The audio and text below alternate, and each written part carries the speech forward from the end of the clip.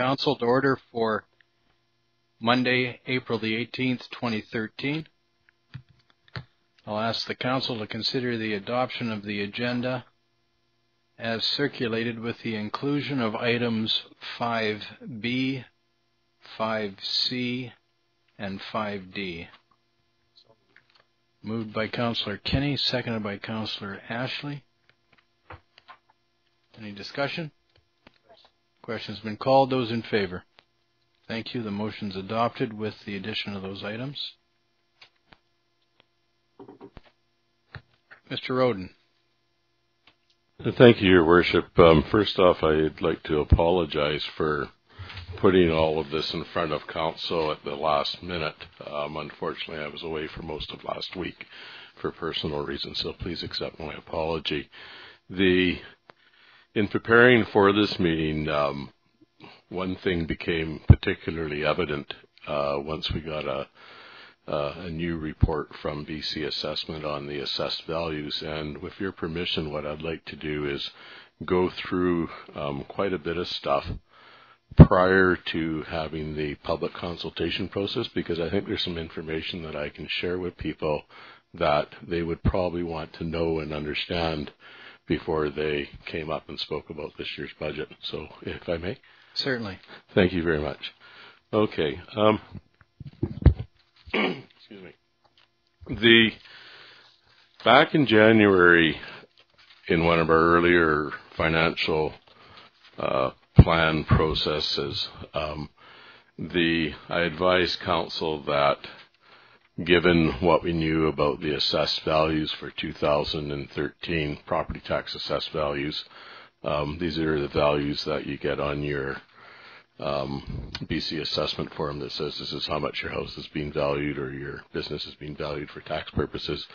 We received a report from BC Assessment at the end of the year, and that was the report that I used in January. Subsequent to that, they've done a major revision of the assessed values for Prince Rupert, and there's been some significant declines in assessed property values. Now, there's two types of declines. There's declines that are market change, and then there's declines which are not market change.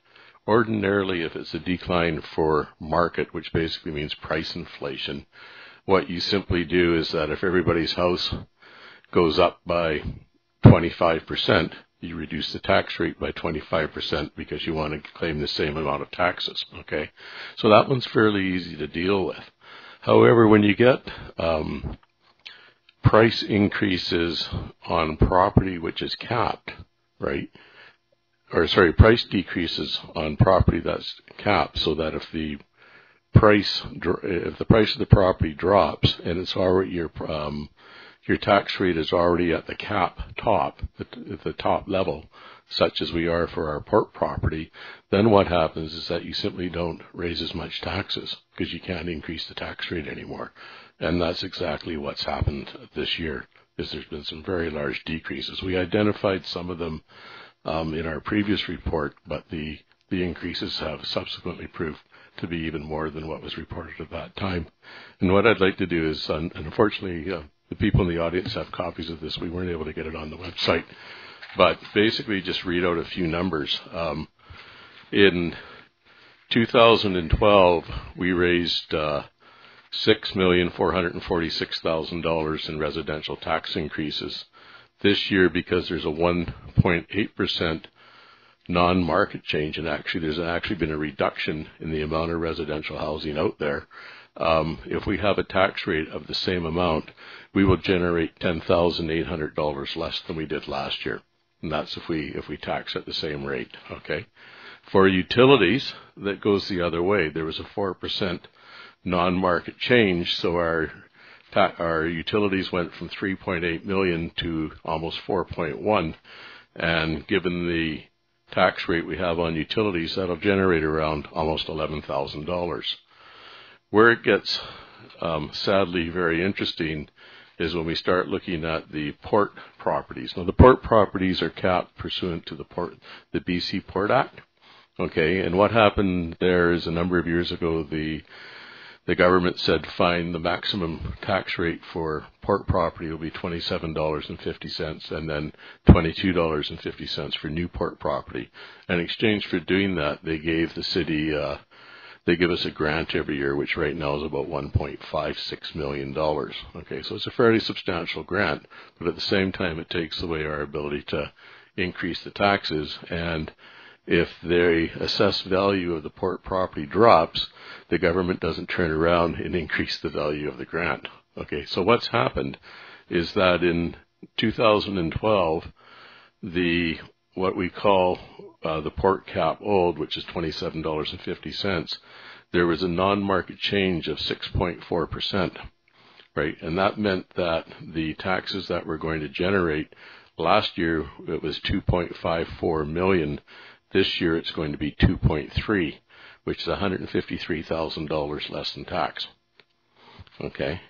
On the other hand, Ridley Terminals has been doing their expansion, and we're getting more property under the new port cap of $22.50, and we're going to get about $30,000 more this year, okay, as opposed to last year. Okay. The other thing is that light industry has gone up. Last year we had approximately 16.5 in assessable value. This year we've got about 16.6, which is about a 4% non-market change, and that'll generate almost $2,100. Again, though, in business, the 2012 property assessed values was $173.8 million, and this year it's $156.7 million. So it's at 0.02%, but when you're dealing with numbers that large, that's actually a 4.4. It translates into, in 2012, we were able to generate 4.42 million, and this year we're only going to be able to generate 4.34, which is a $78,000 reduction in taxes. So overall, because of the impact of properties which are under the port cap, because of the fact that business and other Class 6 properties, there's fewer of them. In my previous report, we talked about the fact that McMillan Fish was no longer, and that was a huge hit for the city. Overall, we're going to get about $179,000 less in taxes in 2013 than we did in 2012. And you may remember that in 2012, until Council passed a 1.5% tax increase, we were actually going to generate less taxes in 2012 than we did in 2011. So it's basically astonishing to be in a community where the taxes that you can generate year after year, even if you keep the tax rate at the same rate, falls. You know, most communities, there's sort of this expectation that every year, at least you're going to start off from where you started the previous year. But that's not happening to us this year, and it did not happen to us last year. And that makes it doubly hard to balance the budget. So that's the first thing that I wanted to let everybody know about tonight. Certainly. Just before you ask, though. So, Mr. Roden, what you're saying to the people of Prince Rupert and to this Prince Rupert City Council is that to keep even with last year, we're already looking at a 1.75% tax increase. That's correct, Your Worship. Thank you. Councillor Ashley. Thank you. I'm just curious, like I understand with the port and how that is assessed. With the business class, so let's say somebody's property no longer has a business there, but they still obviously own the property. Is it that they're taxed less because they're no longer running a business there? Is that how it works? Or I'm just trying to figure out like how that tax change happens. Well, okay, every case is different, okay, but what happened with McMillan Fish is McMillan Fish had a piece of property that was owned by the port, okay, because they were leasing it from the port, the city was able to tax it just like a regular piece of property. Okay, so it was taxed at the business class rate, and it was assessed, and it was a fairly substantial piece of property. Then what happened last year is that the building was demolished, and which in the improvement was the most valuable portion of the assessed value. And the second thing that happened is that the property reverted back to the port, so it's no longer it will no longer be taxed. It'll generate a little bit of a payment in lieu of taxes, but not very much. So that's the large one. Other ones would be basically if a business gets reclassified to another category, that can change the amount of the assessment. If a building burns down, if a building closes, they can also get a reduction in their taxes. That's what actually happened with Houston Pellet. It's a different class, but the pellet plant is still there, but they were able to reduce their assessed value by in excess of $2 million because they're not operating anymore. Okay. And the same thing happened with the Royal plant. Thank you, Your Worship. I forgot that. Are there any other questions from members of council? Councillor Thorkelson. I'm still way back at market and non-market decline. Could you explain this report talks about declines in market value. 5D talks about declines in market value, and then you talked about market and non-market declines. And could you please try that again? Certainly. Okay. A market change is basically a price increase. It's inflation.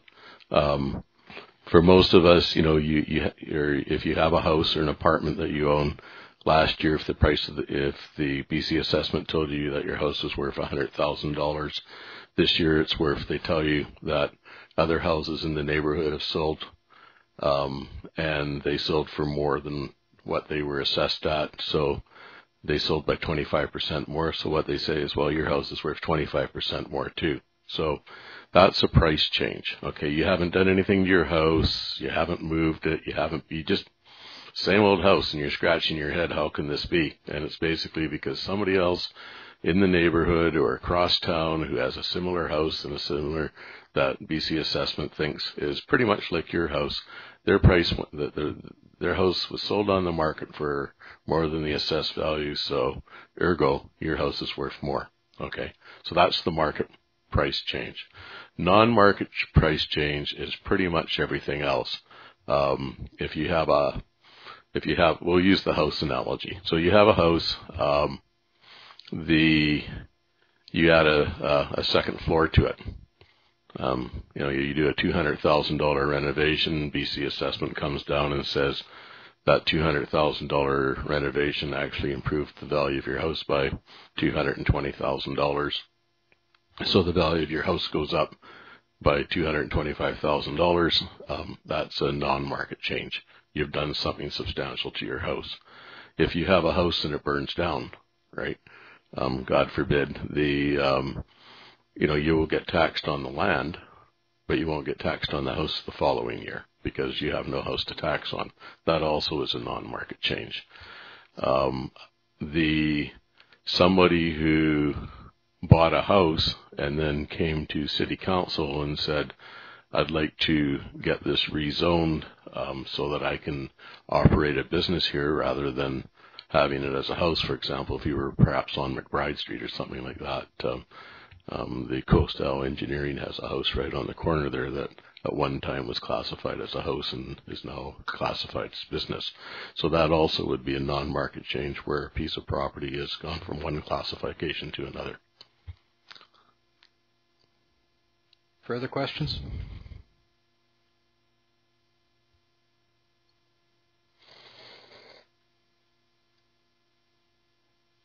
Yes, please go ahead.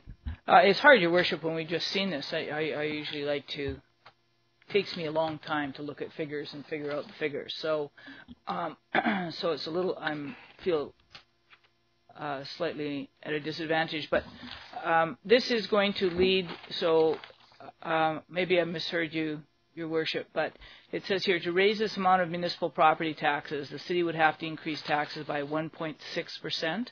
So is that the increase in taxes that we would have to apply to the total tax roll in order to make up for the non-market order to make up for the non-market changes. Exactly. So even though prices have gone up on houses and on property around town, that we have to still increase taxes in order to make our taxes exactly equal to what we had last year. So that's not taking into consideration what we need for increased prices for gas, increased prices for electricity, increased prices for wages. So this is just to raise the same amount of money as we had last year. It's 1.6%. That's correct.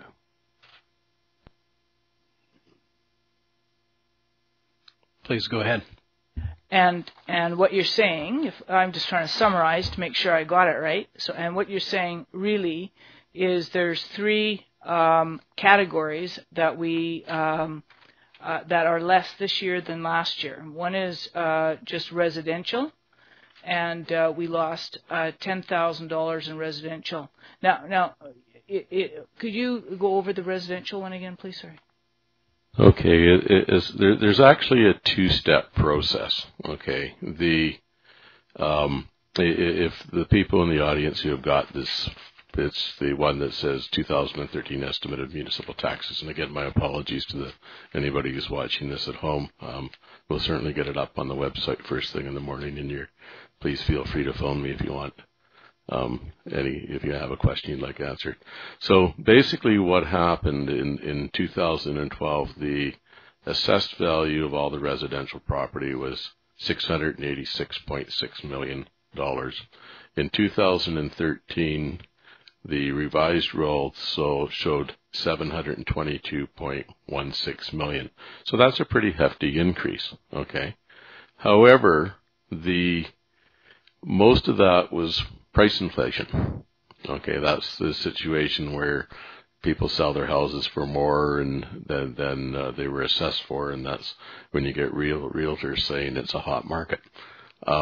In reality, there is actually less housing stock in 2013 than there was in 2012. Not a lot less, but 1.8% less. So what we do when we're determining what the tax rate is for the starting tax rate for 2013 is we take the 2012 tax rate, and if there's been a price increase of 10%, we reduce the tax rate by 10% so that we generate the same amount of taxes. Okay.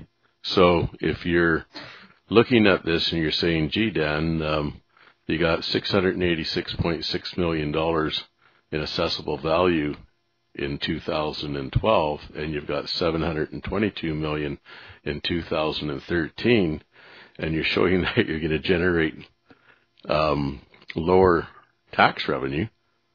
It's a good thing you're going, Dan, because anyone else would probably get more tax revenue, but you don't, because what we do is we change the tax rate so we generate the same amount of revenue. Okay, and because there is that 1.8% non-market change, that's why we're actually going to be generating less taxes. Councillor Thorkelson. So what you're saying is because there's fewer houses that we're going to applying. What you've done is you've looked at the total amount of money that was raised last year, and what the tax rate was, and then what you tried to do is keep the tax rate the same and see what the total amount of money would generate this year with not raising anybody's taxes. So this is with no tax increase. This is just the multiplier has changed in order to keep the taxes the same. Exactly. Any further questions?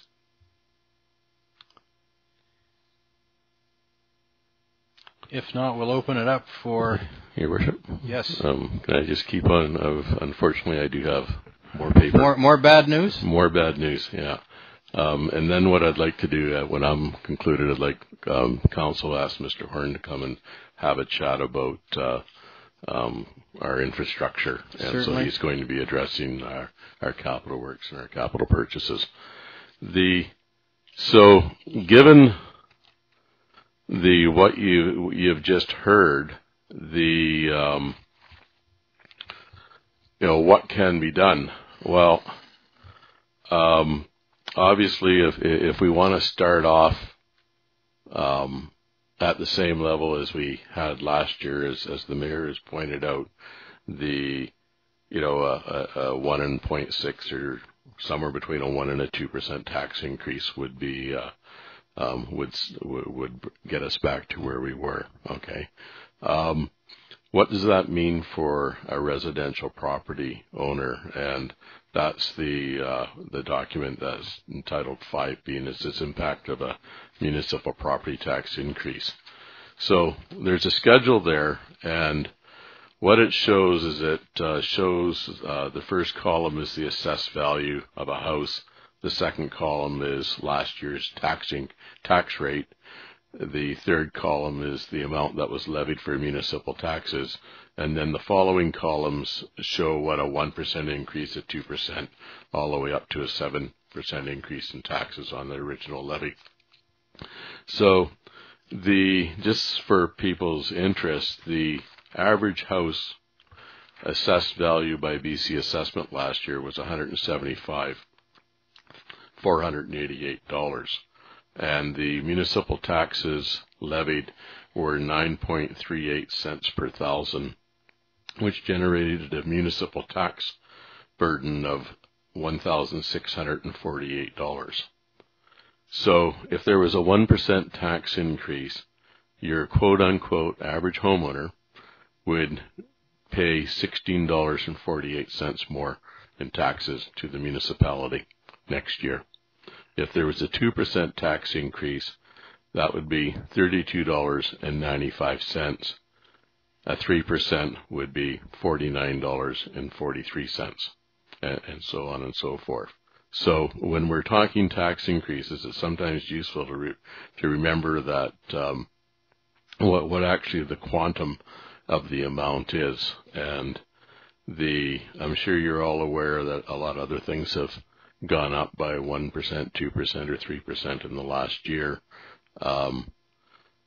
Frankly, a 1% tax increase for, it's $16.45. And if you're a pensioner and you're having trouble balancing your budget already, certainly another $16.48 isn't going to make you any happier, much less a $32.95. However, if you are over 65, there is a deferred property tax plan where you can get your property taxes deferred, not only for your municipal taxes, but also for your other taxes from other taxing authorities. And if anyone's interested, again, they can contact myself or Rose Hockelstead, and would be happy to explain the process to you and how you can take advantage of that.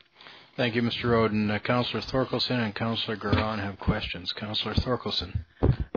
Okay, I understand this. If the average housing price was the same for this year, so if the average house price has gone up to, say, $200,000, does that because it's the average house price, does that mean that we go down one column, or we would still stay in the $16.48 category? Like how does that work, Mr. Roden? Because here we got the assessed average house value, and I know that if all houses go up equally, and you want to raise the same amount of money, then the multiplier remains the same. But if you want to increase if you increase the multiplier, then you would get a higher tax rate, right? But if the average if the average house price, say, went from $175,000 to $200,000, what impact would that? Would we therefore need a lower than a 1% tax increase to meet that? Okay. Going back to the previous handout there, I noted that what we do is that we adjust the tax rate to reflect the average increase. Okay, so if there was, if the market change for the year was 5%, which it was approximately for residential housing, what we do is we adjust the tax rate by 5%, so we generate the same amount of taxes. Okay, so if the average house price last year was $150,000, it would have generated a municipal tax levy of $1,648, right? And then what we would do this year is we would adjust that tax levy so that we started out at the same amount, okay, on the average. If your house, if you're about to sell and your house price goes way up, then it's a good time because you're about to sell. But ordinarily, you want your assessment to be as low as possible until the day you want to sell it. So the effect of the price inflation won't have an impact on the amount of taxes. If you had the average house, which let's say was $150,000, and this year it went up to $175,000, then if we didn't increase taxes, then your taxes for municipal taxes anyways would not change. If your house did not inflate by the average amount, say we went from 150 to 160, when the average went from 150 to 175, you'd actually pay less taxes. Conversely, if you went from 150 to your example, Councillor Thorkelson, of 200, and everybody else just went from 150 to 175, then yes, you'd pay more taxes than you did last year.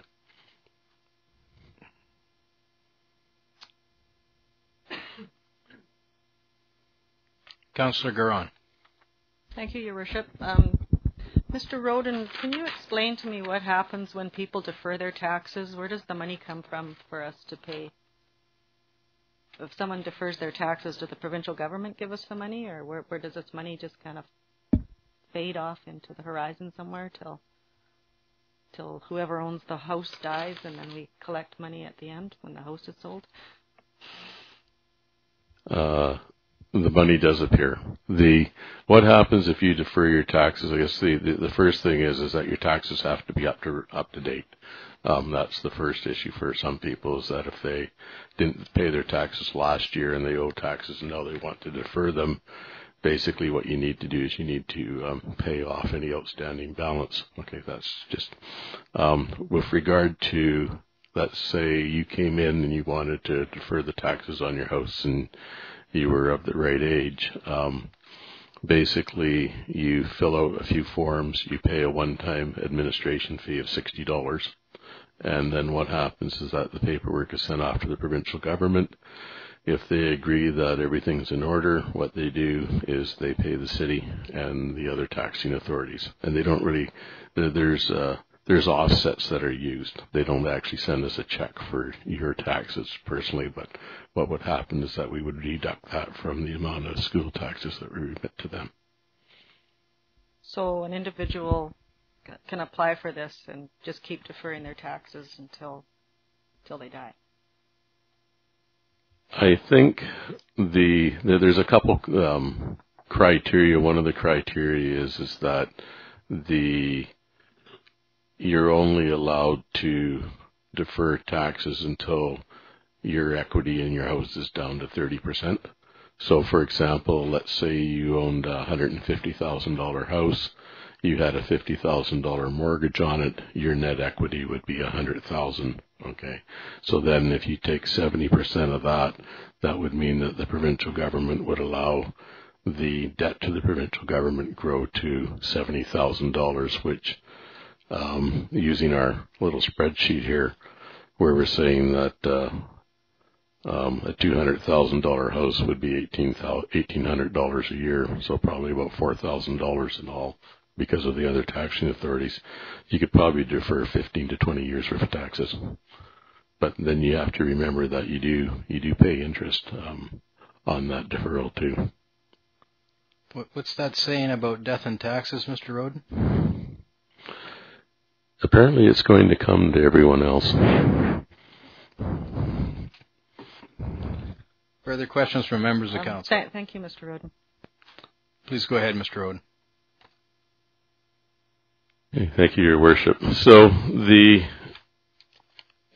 last document I have here is something where basically I penned it very quickly, and it's just financial plan options. And you know, we talked about this the previous week, and it was almost a stream of consciousness thing when I said, well, you know, you could shut down City Hall for one day a week, you know, because I mean, you are a democratically elected government, and this is your community, and you know, you have some very hard choices that you have to make.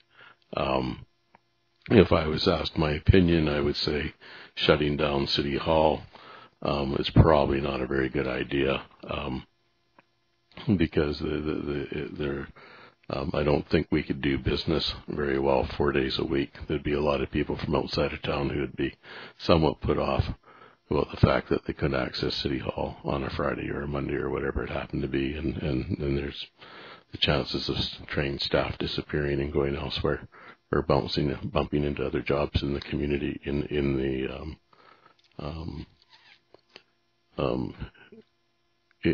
the city for which they're qualified for, because they would be better off getting 100% of a slightly less well-paying job perhaps than they are getting 80% of the job that they would have left to them.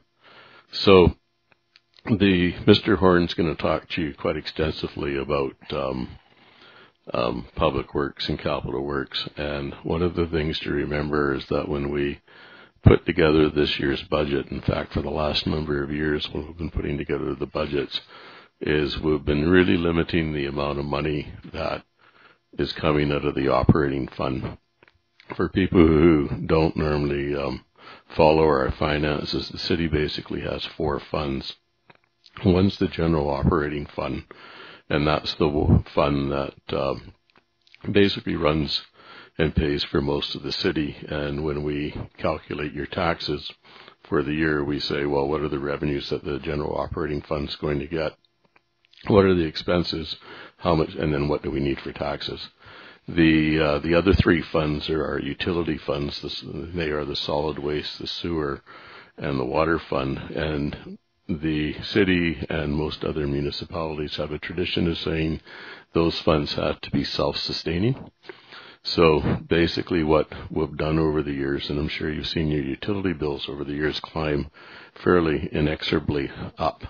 They certainly haven't gone down. But what that's allowed us to do is that's allowed us to start putting together some fairly good maintenance and replacement of linear assets. So we've been able to replace a lot of water line and sewer line, and we've certainly gotten some assistance from other levels of government for funding. But if we hadn't increased those fees when we did, and again there was a fee increase this year, our infrastructure would be in even worse shape. Where the problem is that the roads budget is funded, and parks and cemetery is all funded out of general revenue. And over the years, we've often seen the public works portion of parks, cemetery, and roads, and particularly roads because it's the largest, well, with the exception of the RCMP and the fire hall and the ferry, it's the largest department. And you can, I guess, for better or worse, you can cheat.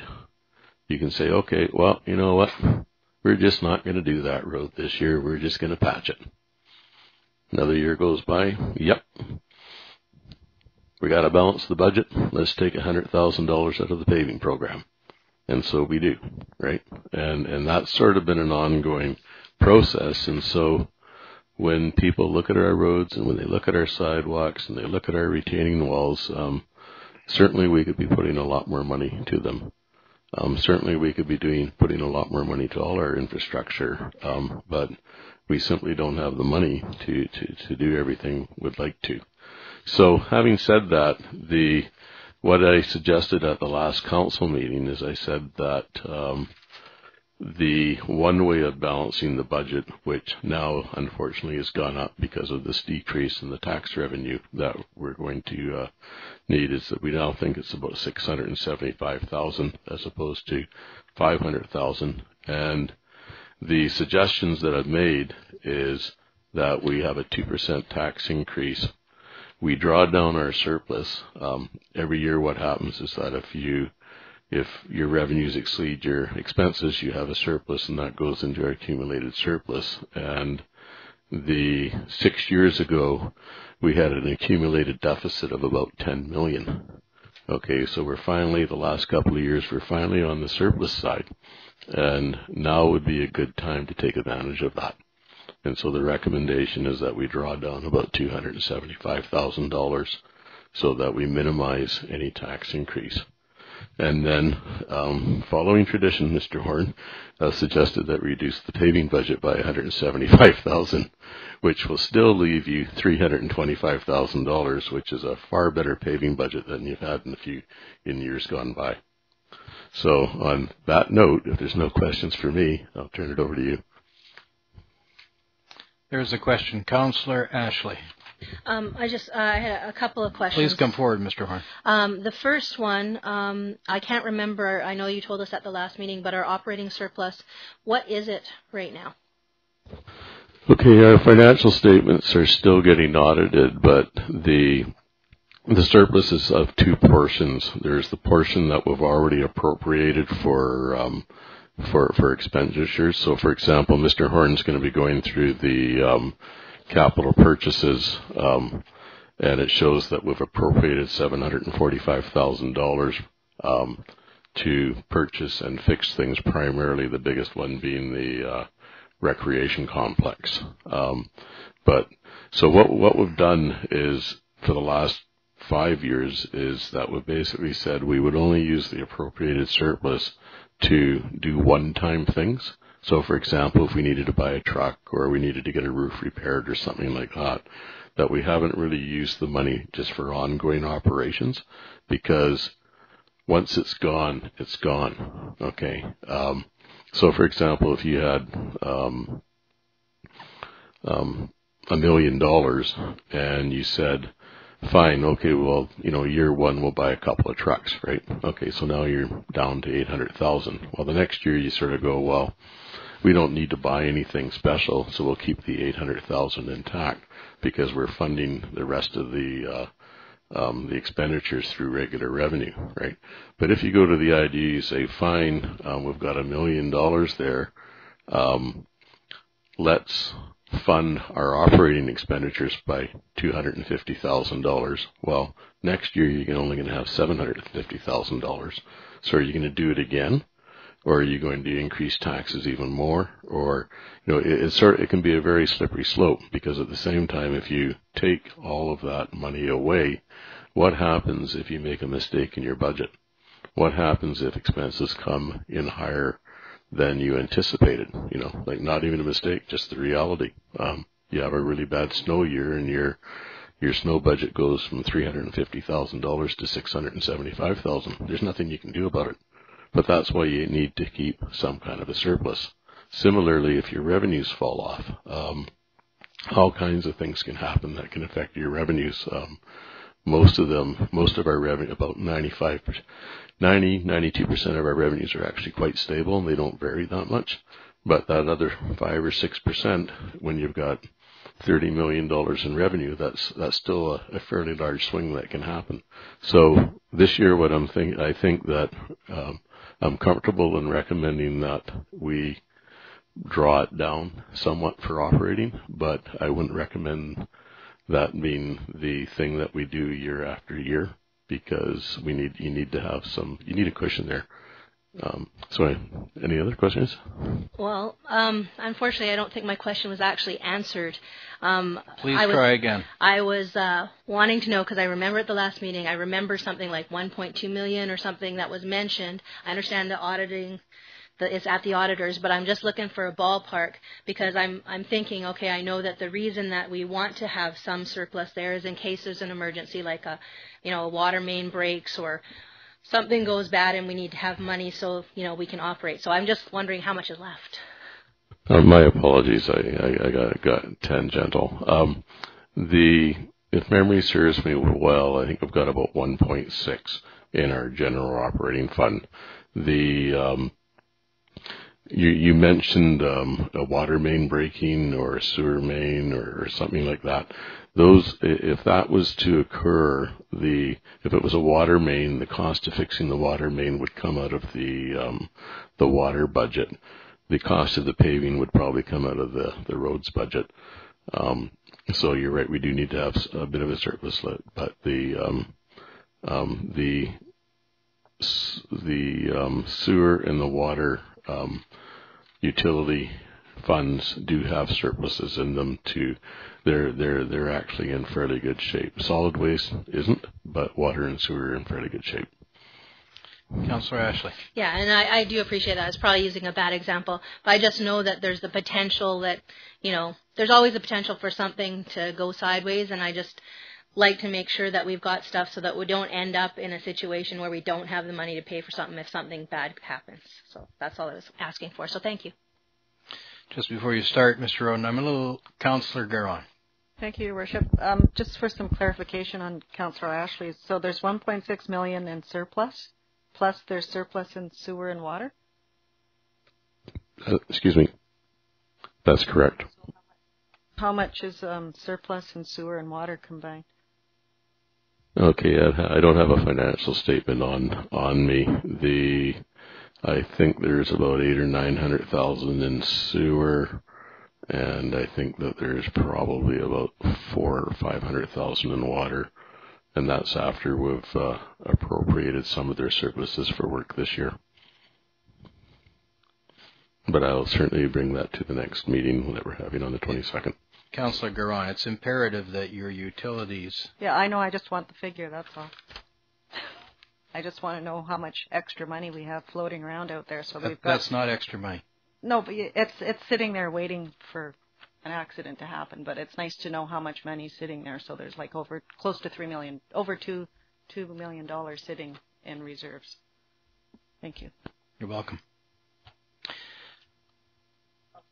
Sorry, surplus, not reserve.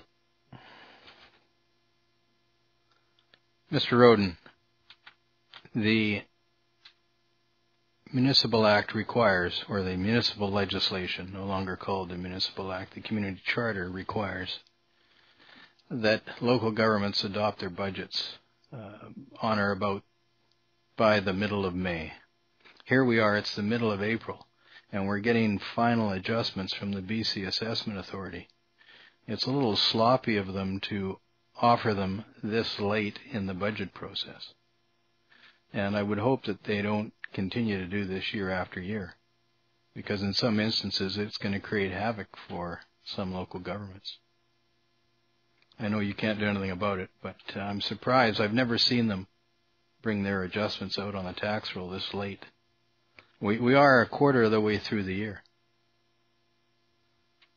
In fairness to the BC assessment, I got them to send me the tax roll around January the 10th or something like that, and that was their first cut that they had done in December, around December the 15th.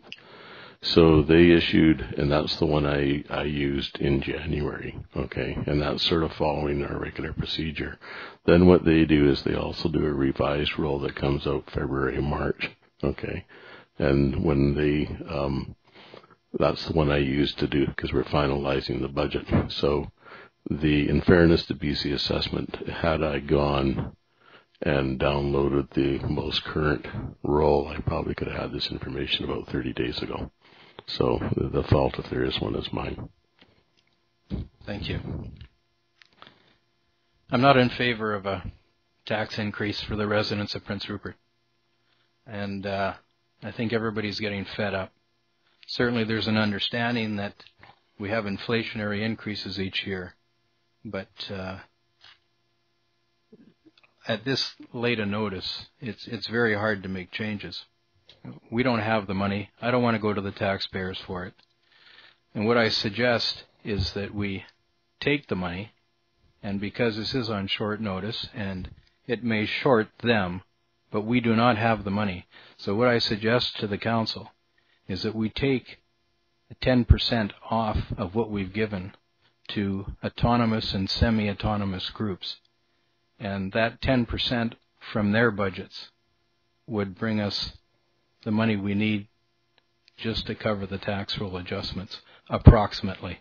Mr. Roden, you have, we're looking for $179,000 in taxes that we've lost as a result of these changes on the tax roll. I think a 10% reduction to the autonomous and semi-autonomous groups would give us about $135,000, perhaps a little more. Councillor Garon. What are the autonomous and semi-autonomous groups? These are the organizations that we toil long and hard to look at their annual budgets on, whether it's the Performing Arts Centre, whether it's Tourism Prince Rupert, whether it's the golf course. You may all have your own opinions on this, but at this stage of the game, we're asked to make up for an incident that we did not have any control over. And when you don't have the money, you don't give it out. And I'm not for going to the taxpayers and asking for more money. Mr. Roden, do you have an answer there? This year we gave grants totaling about $1.4 million, so if we did a rollback of 10%, it should generate about $140,000. Thank you. I'll ask the council to consider that while they listen to Mr. Horn. Good evening, Mr. Horn. Pleasure to see you here. Thank you. Too bad it's under these circumstances. Yeah, it would be nice if it was easier and say we're all flush with cash and we can do everything we wanted to do, but I think we all know that it's hard times in Prince Rupert. Hopefully they're turning around. My budgets, I think, have been every year that I've come into City Council. We've provided you with a fairly good dollar value for what we've put out there. We've never exceeded our budget in the years that I've worked out there.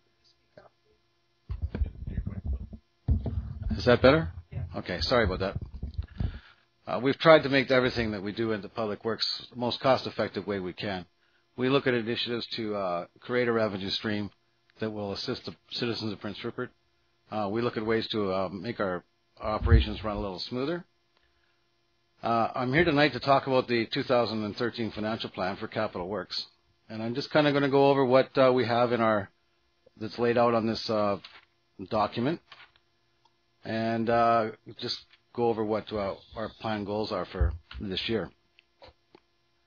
The Duncan Road Sewer Extension is the extension at an industrial park. We have a road called Duncan Road, which goes down to Wainwright Marine.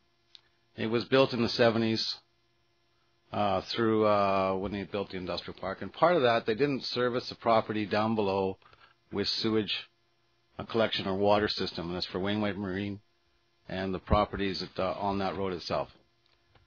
So the government and the city of Prince Rupert have been in, provincial government and the city have been in negotiations over years to get that finally done.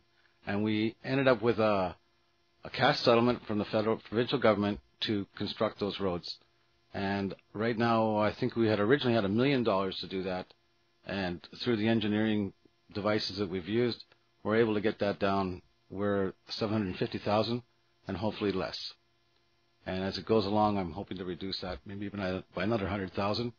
But don't quote me on that until after it's finished. We've also initiated the dimmer streetlights, or the LED streetlights in Prince Rupert. You notice they're all in town now. There's some mixed comments about whether they're better than the HPS, but really and truly they're much more efficient light. They have a dramatic cost saving on hydro use for the city. And I think that overall, if you get used to the lighting, it's a much clearer, better light to drive in and also to walk in. It also has the potential to, we can dim down some of the residential areas. I know we get a lot of complaints, or we've had complaints about the street lighting that's flowing in people's bedroom windows at nighttime and it interrupts their sleep. Well, now we have the opportunity to turn down those individual lights anywhere we want to in town. We don't want to do that to the intersections, of course, or any crosswalks, but any residential areas will be able to dim some of the lighting down to make it even more efficient. 9th Avenue East, we have just started that job last week again. We're putting in the water line in there now. I'm sorry that the job wasn't done in 1 year, but due to circumstances, rock and the whole bit, that we weren't able to finish. And we tried to leave it in a well-maintained area that they could use for the winter time. And now the spring's here, we're starting to finish it off. The scheduled roof repairs, major roofing. I know that in my office I have a hole in my roof that the garbage can underneath it collects a fair amount of water. I think it's been there for 5 or 6 years now. And hopefully this year we'll get it fixed. And I know that the Civic Center, the Public Works Yard, a number of facilities have leaks. I know in Public Works, when you walk through the main entranceway there down to the timekeeper's office, you have to have an umbrella at times when it's raining hard. So it does leak like a sieve. Bridge repairs, 2nd Avenue and the 6th Avenue East Bridge. Both of those bridges are wooden structures. They need a fair amount of maintenance. In the 70s and 80s, we put in road tensioners on there to tension the bridge up so it would take truck loading. A number of those bars fail. They're just a rebar that's bolted together to compress the wood to make the bridge deck stronger and also improves the load. They get old, they snap off, those bars take off into the bush, and we have to dig the asphalt across the road and replace the bars and get it retensioned up again. Both bridges have seen damage to those structural rods. Also, earlier actually a couple weeks ago or a week ago, we had a tree fall on the 2nd Avenue Bridge, which caused a little bit of an issue. But it was actually good because we got in touch with CN. We got our emergency road way through the Graham Avenue, and it worked okay. I know that the pellet plant has been working very hard down there. They've got a very big yard that they keep all their materials in, and we still managed to get the emergency access road in there, and it worked quite well. The paving budget, we have $450,000 in our paving budget, and that's equal to almost a kilometer of road paving, and that's overlay, for mostly overlay work. Last year, I think we did 1.2 kilometers of road. So reduction in of the that, overall scheme, though, Mr. Horn, how are we for all of the roads that we have that should be maintained? Are we falling behind? We should be doing 2 kilometers of road a year to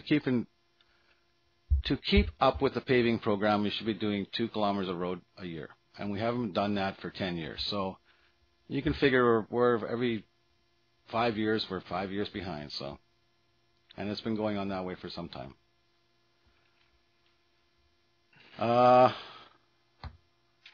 we have this one in here for carbon offsets. It's a number in there that we put in because we weren't sure what the carbon offset was going to be. We're going to get some credits back for the street lighting. We just don't know how much we're going to get back. It depends on how much fuel we use and how much energy we use. And we don't even know how their system is going to calculate this number out. But we figured we better put a number in there because I'm not sure, but there's a potential we're going to have to pay something. So that's why it's there. I'm going to move on to solid waste here. So as you know, we're just doing a contract negotiation with a local company to sell some rock for the landfill.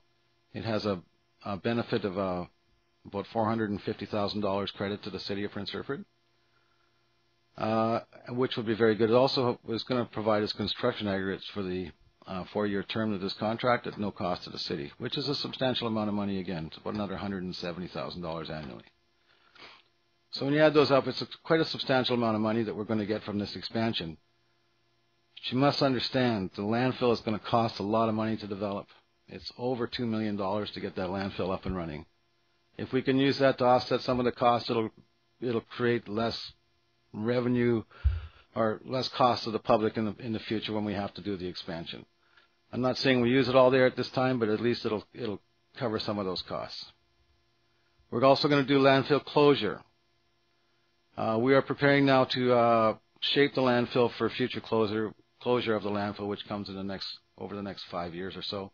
It'll be a progressive closure as the cells get developed. We'll put a cover over top of it, cover all that with materials and the dirt, and that makes so that the water doesn't run through the landfill and create the leachate, which you have to treat to put in before it can go into the ocean. I'll move on to water capital, 9th Avenue again. We just started the job on last week. In the water projects or water rehabilitation. We have a number of projects we're doing for water rehabilitation. The Montreal Circle reservoirs, we're putting in a system in there to aerate the water in there to make the chlorine residuals last longer, and so the water doesn't go stale. It goes through the tank, so the longer it sits in there, the longer the water becomes more. It's not good for it to sit too long. It also hopefully will reduce some of the water we waste at the end of the lines, because right now we have a lot of water that just gets discharged to keep the water system running or healthy, put it that way. We have a number of valves we're putting in to make sure that we have a closure on our water system. We're looking at doing a number of mainline replacements where we don't have valve systems in the system, like on 6th Avenue East between Booth School and the old Acropolis Water Reservoir.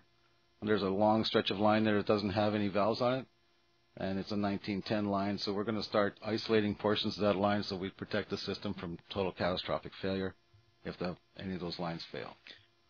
In some areas, Mr. Horn, could you not do some looping to keep the water? You keep the water moving, you keep it healthier, get better chlorine presentation. Yes, we have in this plan we have the water supply strategic planning, and that's part of that. All the water system we have in Prince Rupert, because some of our industry, like we've talked just earlier about J.S. McMillan closing down, has a major impact on how the water system operates.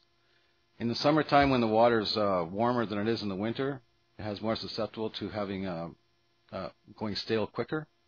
So you have to circulate that water as fast as you can, keep it running in the system, keep it aerated, and that way it gives water quality has a better chance of survival. So the strategic planning is to go through some of the system, find out where we can loop. Like, it would be nice to loop more of 2nd Avenue. It would be nice to loop more of down in the Seal Cove area. All those areas with the dead-end lines, I mean, there's a number of them that need to be looped out. And that plan is going to provide us with that. We also have a water model that we're creating, too, that we'll be able to analyze the water system every time we make a change to it, how it affects the whole city. And I think it'll be great. I mean, I think hopefully with all this stuff we're coming together at the same time, we'll get a plan and a model together, we can get a goal and achieve our water system to make it the best we can possibly can.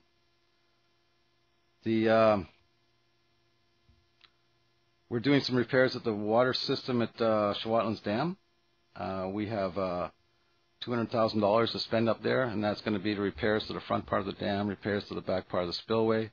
Look at putting in some automatic valves in there that we can shut down with radio communications, so that if we do have either a breach of the dam or a breach of the supply main, that we can shut the system down or open it up to drain the reservoir during disaster events.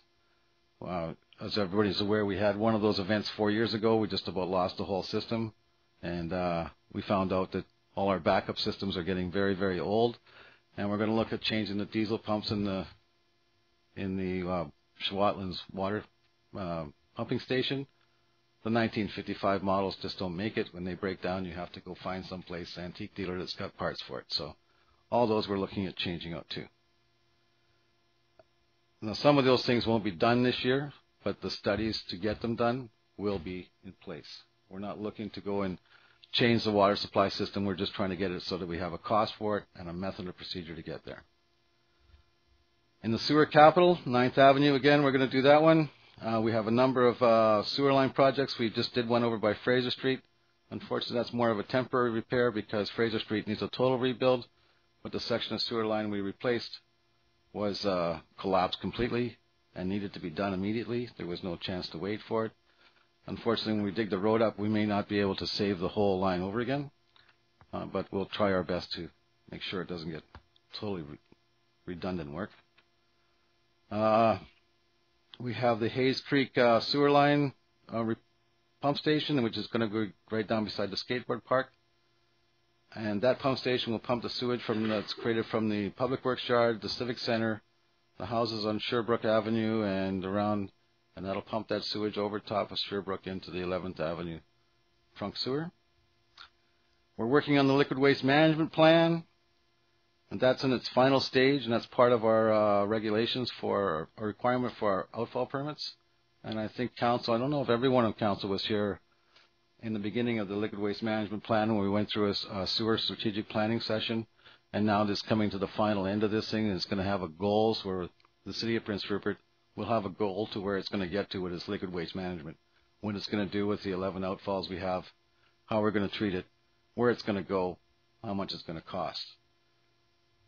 The cost factor in that, I know it's going to be scary for everybody when they see it, but it's something that we have to do. It's a legislated thing through the federal government, and I believe there's a workshop coming up for council in a few weeks to discuss some of that. Now, we bought a number of, I know there's in the Capital Works here, we have a number of vehicles in here. Most of these have already been purchased this year. Unfortunately, well, not unfortunately, but in the years before, we used to get the budgets either approved in May or whatever.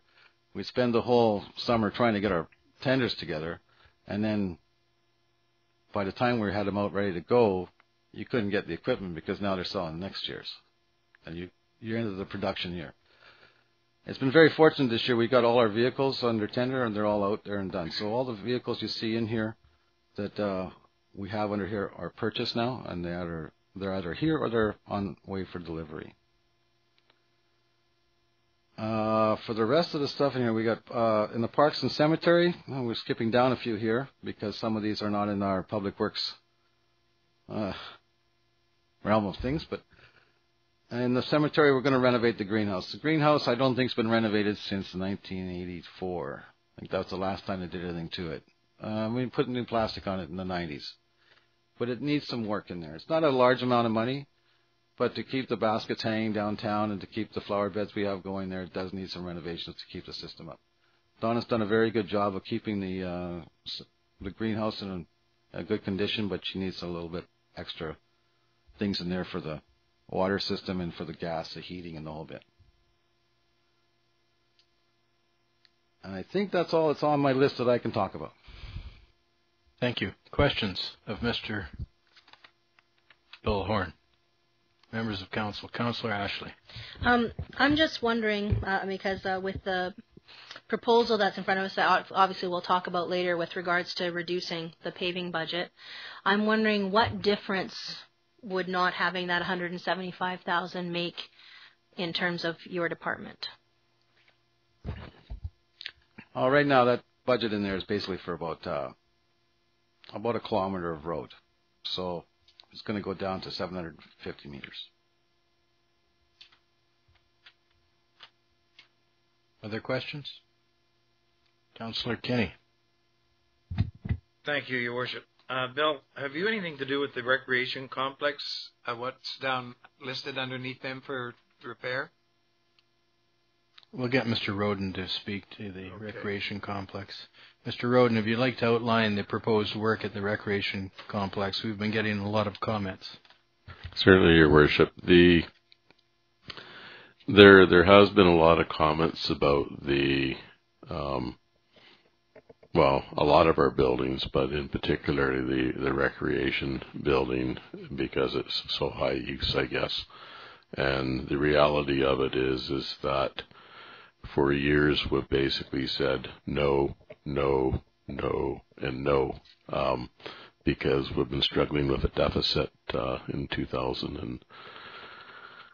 2006, 2007, as I said, we had a deficit of $7 or $8 million, and there simply wasn't any money to spend.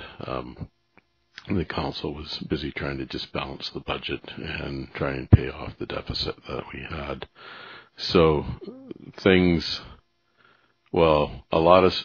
most stuff is still functional down there, excluding the diving board and a hot sauna, and some of the showers don't work particularly well some of the time. It was still usable, but this year it was decided that enough was enough, and so we asked these folks in the recreations to come up with a list of things that they thought they'd like to get or needed to get to make things improve. And as I've said before, there's things on this list which aren't really going to be particularly apparent to the users because You probably, I couldn't find the condenser or the compressor myself. I'm sure they're somewhere in there, and they probably do something that's really important, but, they need to be replaced. And if they're not replaced, then I suspect the pool will get quite cold and the water won't circulate so well. Others are a bit more apparent, such as the diving board structure. There hasn't been a diving board down there for a few years because it's unsafe, and they want to fix it. Similarly, we're down to one hot sauna. We used to have two. It's going to cost $40,000 to fix. The energy review is a big ticket item, and the thought there is that back when the recreation complex, the civic center, the arena, and the pool was built, natural gas and electricity was very inexpensive. And as we all know, natural gas and electricity are no longer inexpensive. And it's believed that if we do this review and switch out the boilers and improve the heating, venting, and air conditioning systems, that there's a potential there for some significant savings.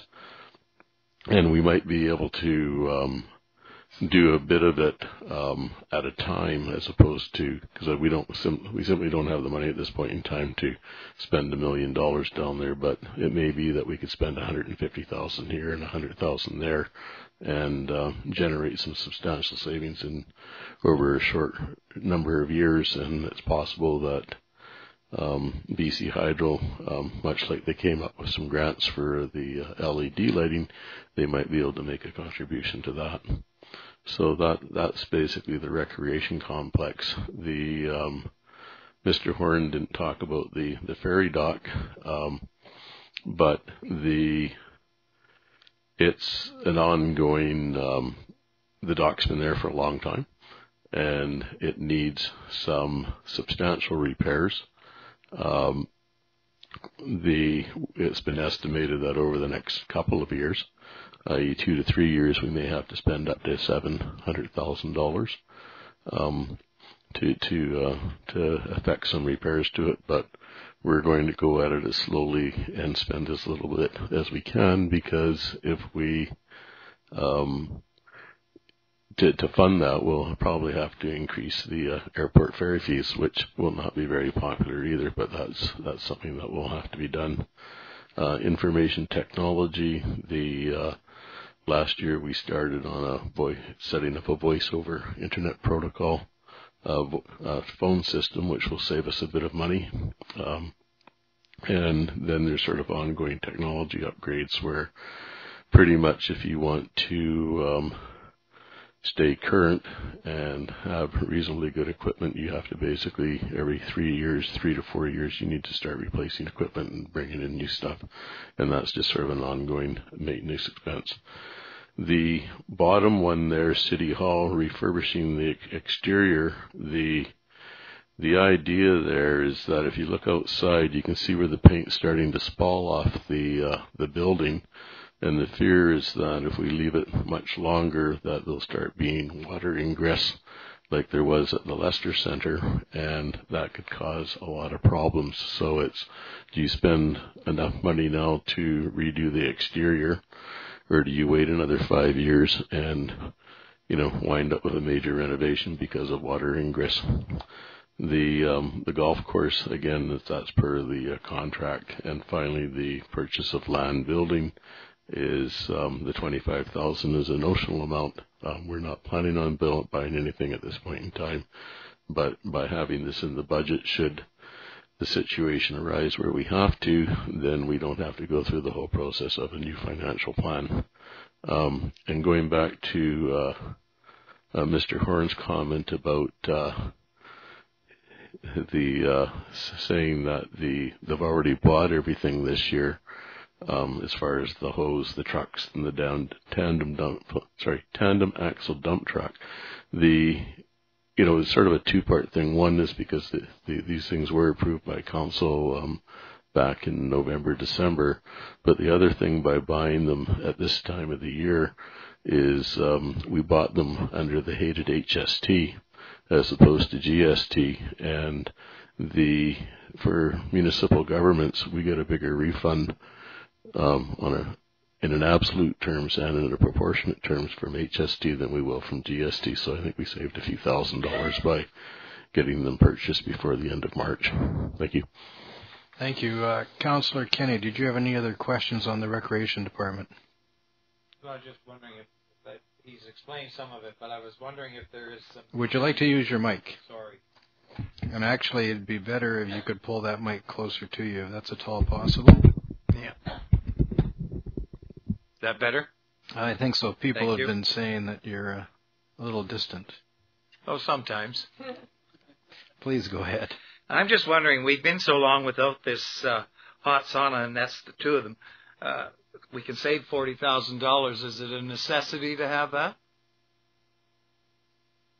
None of it is a necessity.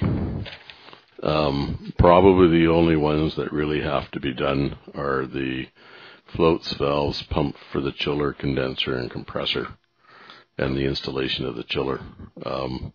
Most of that other stuff, you could probably get by another year making do. We've been getting a lot of complaints, Mr. Roden, about the showers, though. Oh yeah. But we could hook up a cold water pipe or something. I mean, you can get by. It's just, will anybody after a point in time, will anyone come? And the other issue, I guess, is that none of these expenses, and I think this is important for everyone to understand, is that none of the expenses on the capital purchases is going to affect taxes. Similarly, on the capital works, the only two items that are going to affect taxes are the amounts that have been set aside for paving, so paving 9th Avenue East and the paving budget. Everything else is either coming out of surpluses, reserves, or grants, or it's coming out of the three utility budgets. Thank you. Do all members of council understand that? Okay. Councillor Ashley and then Councillor Giron. So I'm just wondering, this is going back to the roads. When you say 1 kilometer, are you talking just surface paving or like a complete rebuild of the road? That's just surface paving. And it could be an overlay or it could be a grind and paving, but that's kind of the average cost we've been running into. Asphalt prices have jumped dramatically in the last 3 years. Yes, please go ahead. Just one further question. I do understand what Mr. Roden was saying about it's not going to affect taxes, but if I understand correctly, and I'm just seeing if I do, it's coming out of appropriated surplus. So if we didn't spend it, that 1.6 million you were talking about would actually be higher that we would have in that? Thank you. Councillor Giron, then Councillor Thorkelson. Thank you, Your Worship. Back to the recreation complex. I would propose, just to throw it out there for conversation at this point in time, that the repair for the hot sauna not go ahead, as well as replacing the diving board, as well as purchasing a new scissor lift. And that should go back into appropriated surplus, and then that money could go over to the paving department.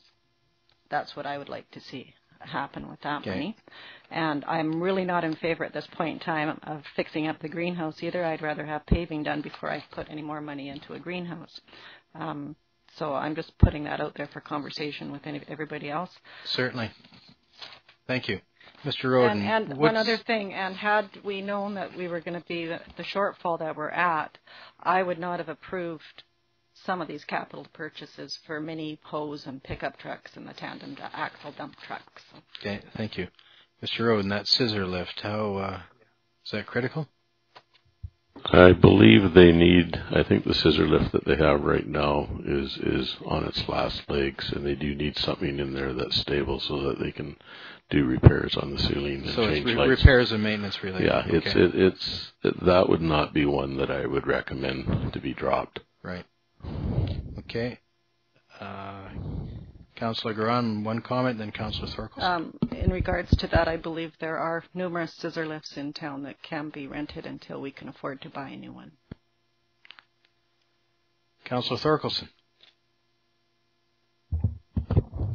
I have lots of comments, but I thought listen to what people have to say first on all the ideas of how to balance the budget. But what I do am interested in just knowing is the paving. Do we do the paving with our own crew? No, we contract out to a local paving company. So cutting the paving budget, Your Worship, won't impact employees in Prince Rupert? No. Mr. Horn, thank you for your presentation. Thank you. I'll now ask members of the public here tonight. There's a time now this is an opportunity for public comment. If you have any public comments or any of your own personal comments, which will be made public as soon as you get to the mic, please come forward. If you could keep your comments to 5 minutes per person, and please state your name and your address for the record. So I'll call for anybody who wishes to come forward to offer comments on the city's 2013 budget to please come forward.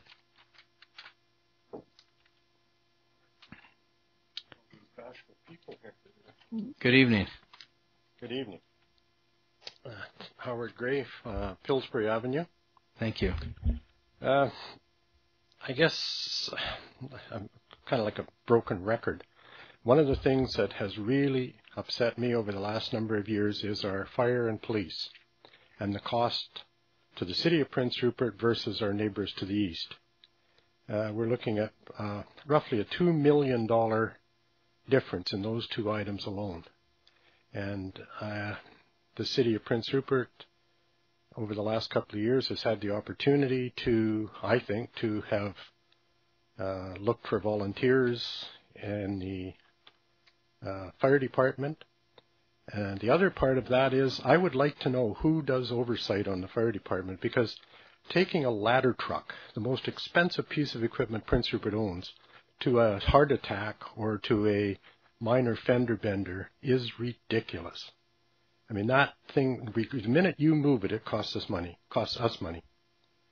As far as the RCMP goes, $1.2 million difference between Prince Rupert and Terrace for almost exactly the same amount of policing.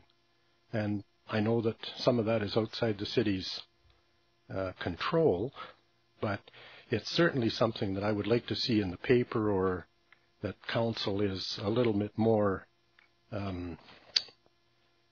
vigorous in trying to have those numbers reduced. The airport ferry, there's not much we can do about that unless we get some kind of a road link to Port Simpson to Metlakatla. That there's a possibility of it, a hard link that the ferry service would have to change. And that again, I would like to see that proposal that was floated here 3 or 4 years ago or 5 years ago back on the front burner. Thank you. You're welcome. If we could, Mr. Gray, your first question again, so we can get some answers hopefully for you. We may not be able to answer everybody's questions tonight, but on some of them. So if you'd like to ask your first question again. And in what regard? How to reduce the cost of the fire department and the RCMP. Right. So you had a concern about them taking the ladder truck. I have a concern, a very big concern, that I see no, and this isn't just happening in Prince Rupert, but there is starting to become a concern, has become a concern across Canada, that there is no oversight by the municipalities that are paying for fire protection over what equipment gets used for what particular job. Yes, I've asked about that, and I'll tell you what I've been told. I've been told that some years ago, to save money, the city of Prince Rupert reduced its manning requirement at the fire hall. And the reason they take the equipment is because there's a small crew there now, and if there's a call to go to a fire, they immediately proceed rather than having to go back to the hall to pick up the equipment. Mr. Roden, is there anything further on that? I'll certainly check into it. I do know that there's the equipment that the firemen have, they basically they tier it, and for 10 years it's on the first tier, second, and then it's the second tier and third tier, and then basically it's first out, second out, and third out. We don't have that much equipment, and but we can look into the idea of whether or not they feel it's better to be taking out the fire truck, because operationally, you're already paying for the people. So the incremental cost is your gas cost. So you're going to be taking one vehicle or another. You can argue that you may be depreciating your vehicle more if you're using it more, but I can certainly check into that argument if you'd like. Your other questions?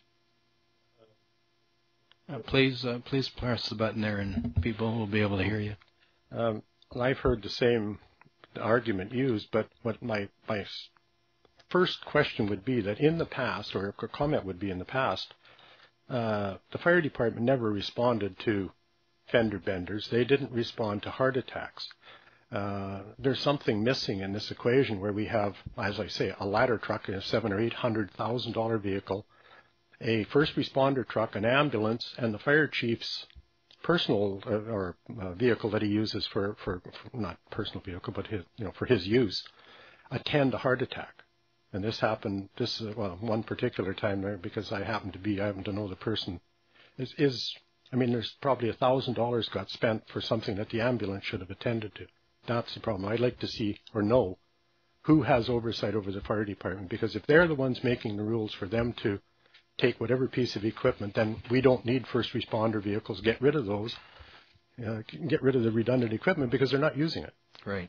Those firemen are first responders, and it's very easy to say we don't need them.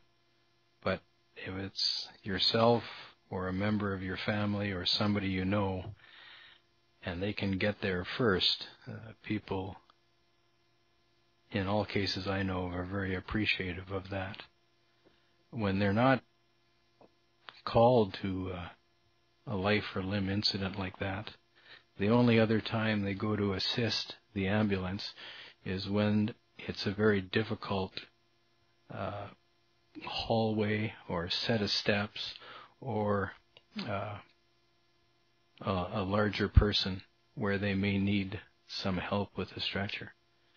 They do not go out on every call, and I've asked about these things, and they've told me they don't go out on every call, but I appreciate what you're saying because it all costs money, and certainly Mr. Roden will check with regard to the oversight, but I wouldn't want to give you the impression that they're just out there looking for work, because they're not. Thank you, though. Appreciate you coming forward. Hopefully others will come forward. That's how we can hear comments from the public. Good evening, Mr. Fisher. Your Worship. My name is David Fisher, and I live at 223 4th Avenue West. Thank you. I've only got a couple of small questions, if you don't mind. Certainly. The first question I've got is, we put in new LED lighting throughout our town, and I think there is a marked improvement with the lighting, and thank you for a great job. But I have a question. The job was $912,000. We received a grant of $345,000 from BC Hydro, leaving an out-of-pocket expense to the city of $566,500. What I'm asking is, what is the payback on putting this new energy-efficient lighting in? How many years, and what is the projected cost? Right. I believe I'll get Mr. Roden to give you the nitty-gritty on it, but I believe the payback is in 7 or 8 years. However, I could be corrected. Mr. Roden. The payback is reputed to be as low as 5 to 6 years, but I'll see that when I believe it. I would rather go with 7 or 8 years, possibly longer. But there definitely is a payback, and we'll see something after that. The other one I bought is dealing with water, utilities, and sewer. And it's dealing with 9th Avenue. 9th Avenue has been under construction, seems, for a very long time. And there's been other costs prior to the 2013 projected budget here. or 2012 and 2011. So when I look at this budget for the water line on 9th Avenue, we're looking at $300,000 for the water line rebuilding. We're also looking at a capital for the same 9th Avenue of another $300,000. We're looking at $600,000 for less than a kilometer of road, and it makes me wonder at that cost, and knowing that the other portions within the city are in the same distress. Has there been a strategic plan formed for maintenance and projected costs of what we are going to be facing in the future? I'll get comments from staff, but there is some of that done in the 9th Avenue case. They were taking up, in some cases, wood stave pipe and old pieces of corduroy road. There was a lot of muskeg there. It wasn't an easy job, and certainly it wasn't better than average. But Mr. Horn, do you have a comment on that? Dave, I think what I was going to say to you is that basically 9th Avenue East, the sewer and water has paid for a lot of the road reconstruction on that road because we've dug out all the muskeg under that road and put in a proper road base. A substantial amount of excavation has been done on that road. A substantial amount of rock breaking too. And it was rather than covered out of the general revenue budget, it's covered out of most of the water and the sewer budget. That's why they seem to be a little on the higher side than the road revenue. As for the rest of the projects we have, we have a 10-year capital works plan that's probably 6 or 7 years out of date, but we're still following that same criteria based on the fact that we went through the whole community and analyzed all the piping and where we needed to spend the money. It's unfortunate, though, that sometimes when you do those kind of plans that you do, that the one that you don't think is going to break does break, and so the money gets earmarked to different locations. Thanks, Bill. I certainly appreciate it, and I know I understand your difficulty. I've lived in Prince Rupert a long time, and I've done a lot of maintenance in Prince Rupert on a lot of large projects, so I certainly understand your dilemma. However, one question that begs to be asked is that we're spending this $600,000. We've spent money prior years. What is the total budget? What is the total cost for this? Let's say, for argument's sake, 1 kilometer of road. Mr. Horn, your average cost, 1 kilometer. No, that's the average, though. I'm just asking for this one portion of road because this was an excessive amount of work that's been done on the road for the last 2 years anyway. So 1 kilometer on 9th Avenue. On 9th Avenue. What is this? Do we have a total cost of 9th Avenue or a ballpark? We had a budget number of $1.1 million when we started that job, and we're still underneath that.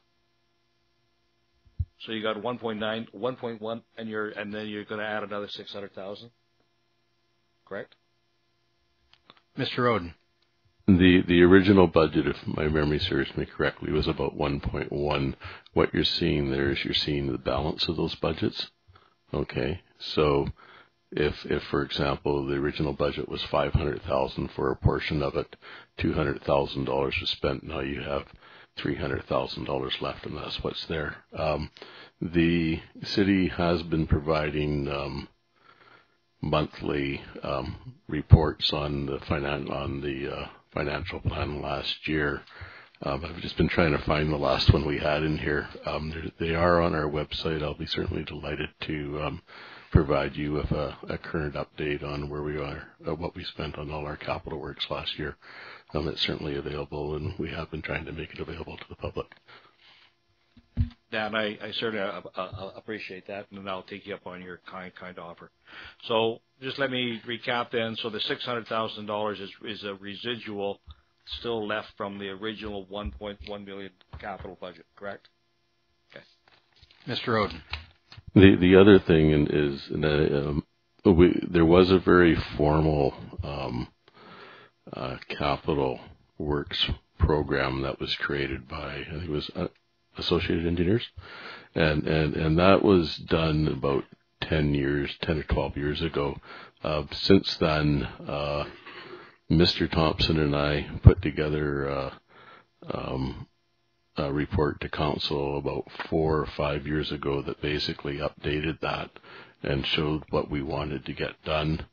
and what we thought needed to get done. When Mr. Horn took over from Mr. Thompson, Mr. Horn and I have actually, I think, written 2 reports identifying what we thought needed to get done over the next 5 to 10 years. And one of the lists that I'm so most fond of in one of those reports is that we actually identified, I think it was 8 or 9 road reconstruction projects that we wanted to get done over the next 6 or 7 years. And the one that we're having here was the first, and I'm not sure which one's supposed to be the second, but that report is, if you go to our website and you look under infrastructure, those reports are there.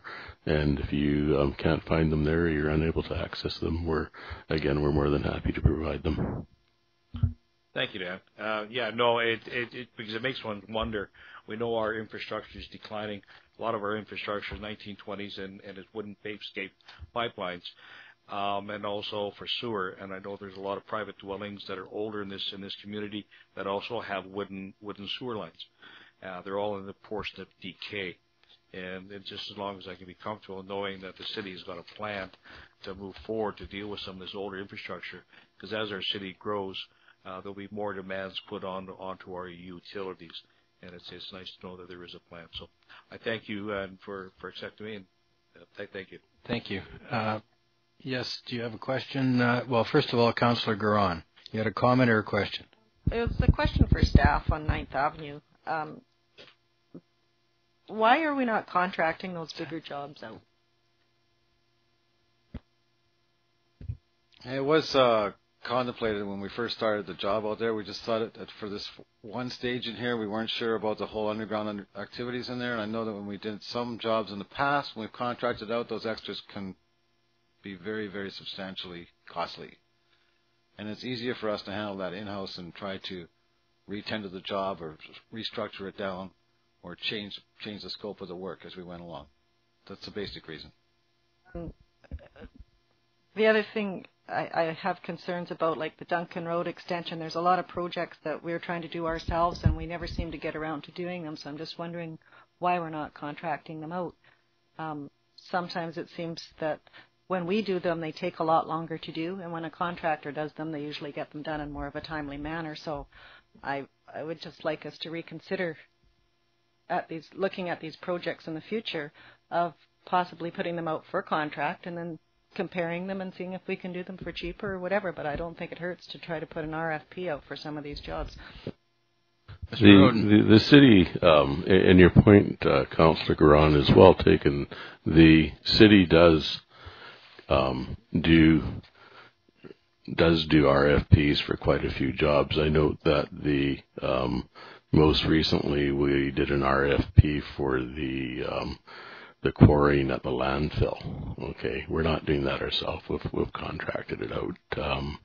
The last really major project, in fact, it's the biggest project that Prince Rupert's seen probably in 10 years, was the Hayes Creek sewer renter, and that was a $5 million contract, or $4.5 to $5 million, and it was contracted out and quite successfully. So there is a mix. One of the things, as Mr. Horn says, is that when you do an RFP, you really have to be careful about your specifications, because if there's changes and there's add-ons and all this sort of thing, it can really hurt, and sometimes you're better off to do it yourself.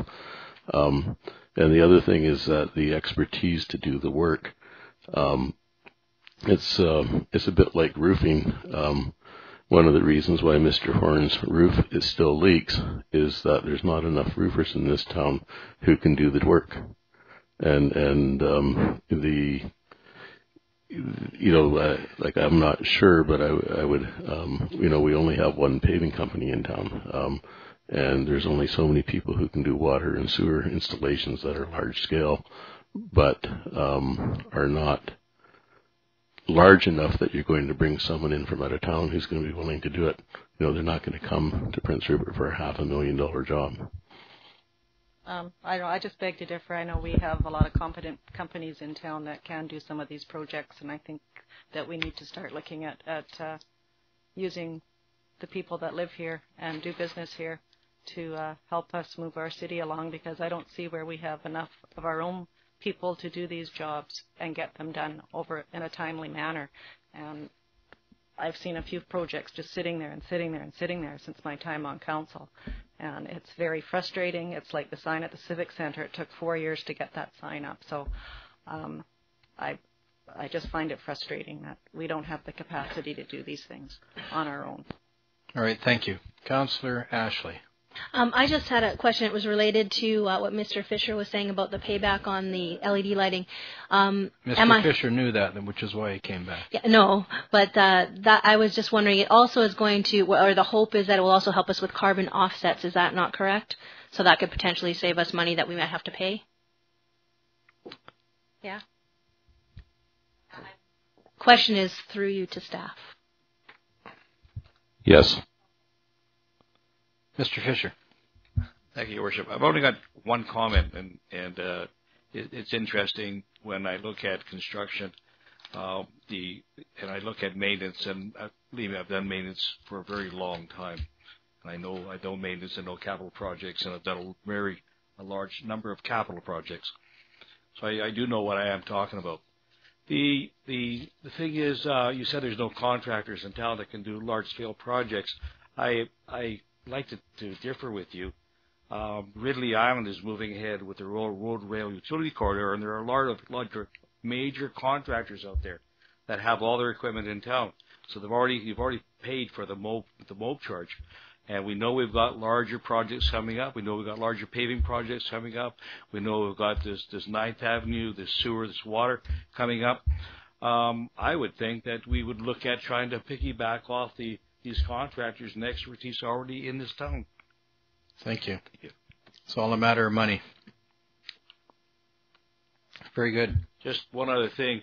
As a city, as the other places, are more in the maintenance mode. They're not really a construction company. Construction companies are there to get in and get out. And traditionally, cities and other large organizations that do have a maintenance or don't have the same mindset. And I'll just leave with that. Sure. Thank you. Councillor Thorkelson.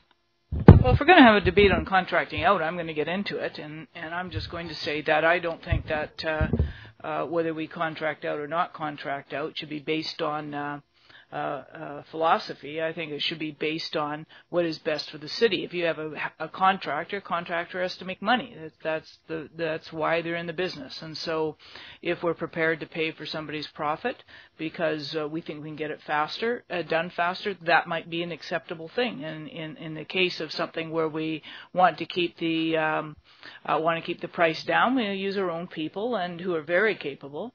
And it might take a bit longer because maybe our crew is a bit smaller. We have to deploy them here and there and here and there because we don't have a large enough crew to deploy everybody at one time. But I don't think that I'm not prepared to look at a philosophy that says we contract out every last job for the sake of contracting out. I think it is interesting, though, that we may have access to companies who would want to do that as a sideline in Prince Rupert, but I would be very interested to see if that's actually what they want to do, or if the opposite would be true, is that we would be put on the back burner because we would be the $500,000 job and there's, $500 or their $5 million job. They're not going to get let go wanting. And so, anyway, if we want to have a debate on that, let's have not at this time. But not at this time. I agree. Thank you.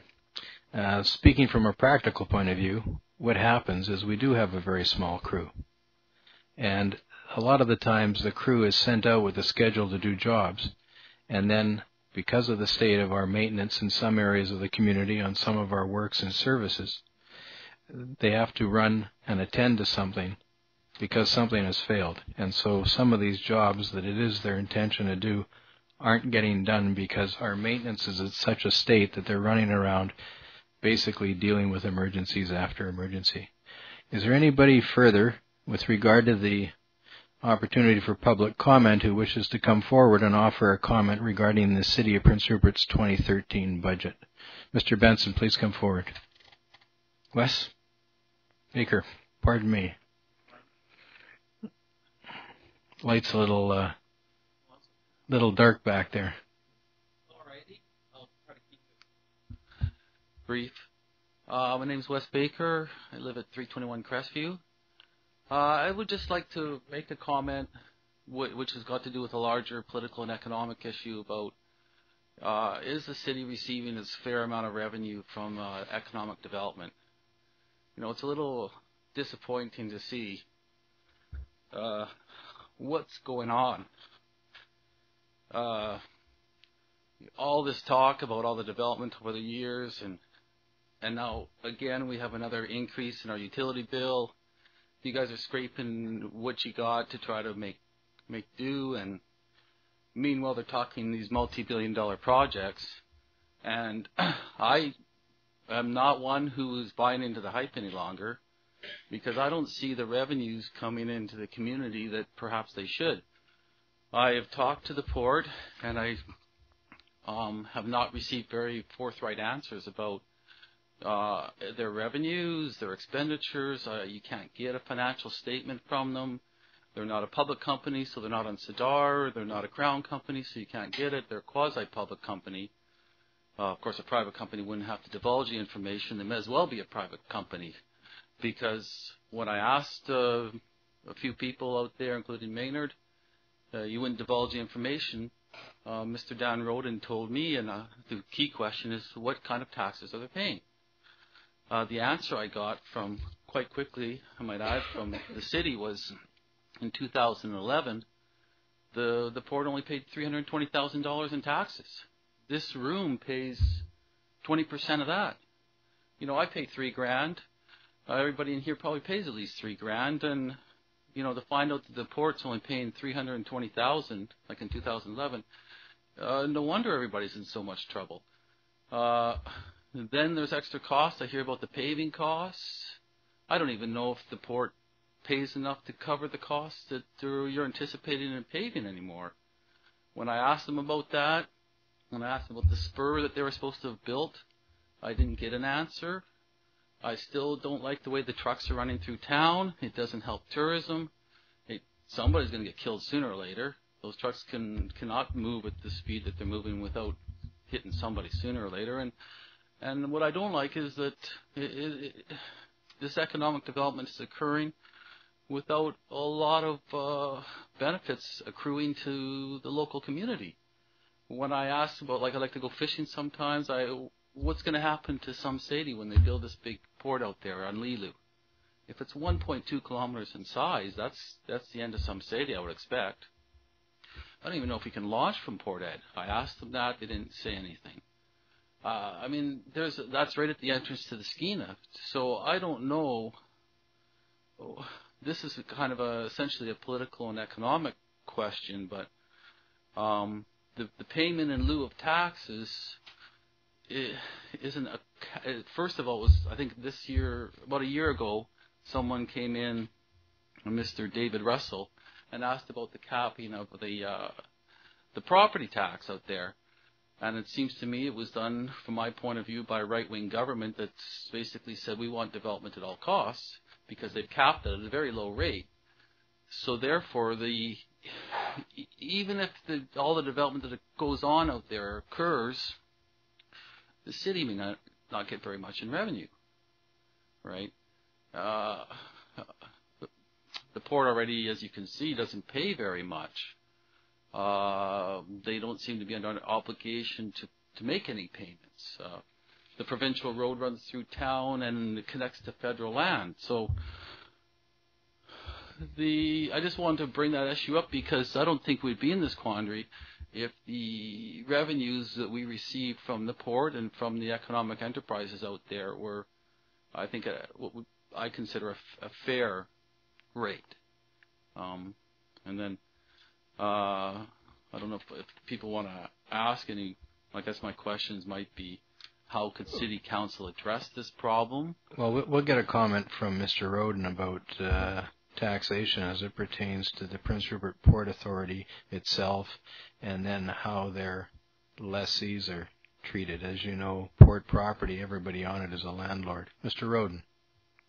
Thank you, Your Worship. Basically the port is, as you've noted, it's neither beast nor fowl. is it a private corporation, a crown corporation, or quasi Kwangdo? Who would know? But as such, they don't pay taxes. They pay something called a payment in lieu of taxes, and basically the act that they're under that requires them to make a payment in lieu of taxes allows them to determine the value of the land and the classification of the land for tax purposes. So it's a bit of akin that you could self-assess your own house, and if you decided that it was actually recreational property, you could assess it as recreational property. The city is in a dispute with them on that issue. There were hearings held earlier this spring or late last fall. I can't even remember. Last fall. Hopefully by the end of this year we will hear back from a tribunal, and the tribunal will rule in our favor. So that's the port, and that's the property that it actually uses for its own purposes. Port property that's been leased out to another entity is taxed. If it's heavy industrial property or heavy industry property, you're correct. There's a port cap of $27.50 on old property and $22.50 on new property. Thank you. Thank you, Mr. Roden. Please go ahead, Councillor Ashley. I was just going to ask, and I'm not sure whether or not staff knows this, but do we have even a ballpark of what percentage of land value? Because I know that the port assesses the value of their land and then pays us a payment in lieu of taxes based on that assessment. Do we have any idea what percentage we would say of the land value that we would say it's worth versus what they say it's worth? Like, I don't know if I'm making my question clear. Do you understand what my question is? It would be, Mr. Roden, as it pertains to land held by the port which is not occupied by a tenant, on which they set their own values. I don't have the assessed value. I can tell you that the amount that is in dispute, we're saying that the port should probably be paying us a couple $100,000 more per year than what they are. So it's not an insignificant amount.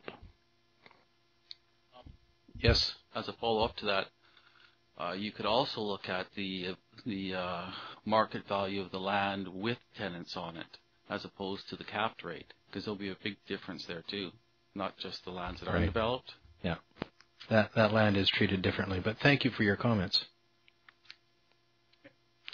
Is there anybody else who wishes to come forward tonight to offer comment on the city's 2013 budget? Good evening.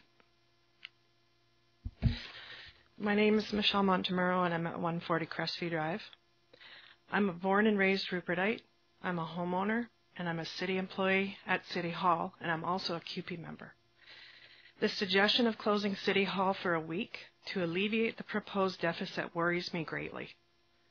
Goods and services in Prince Rupert already cost enough, and to oppose a reduction in wages, my wages in particular, would not only affect me but many of my co-workers in this building.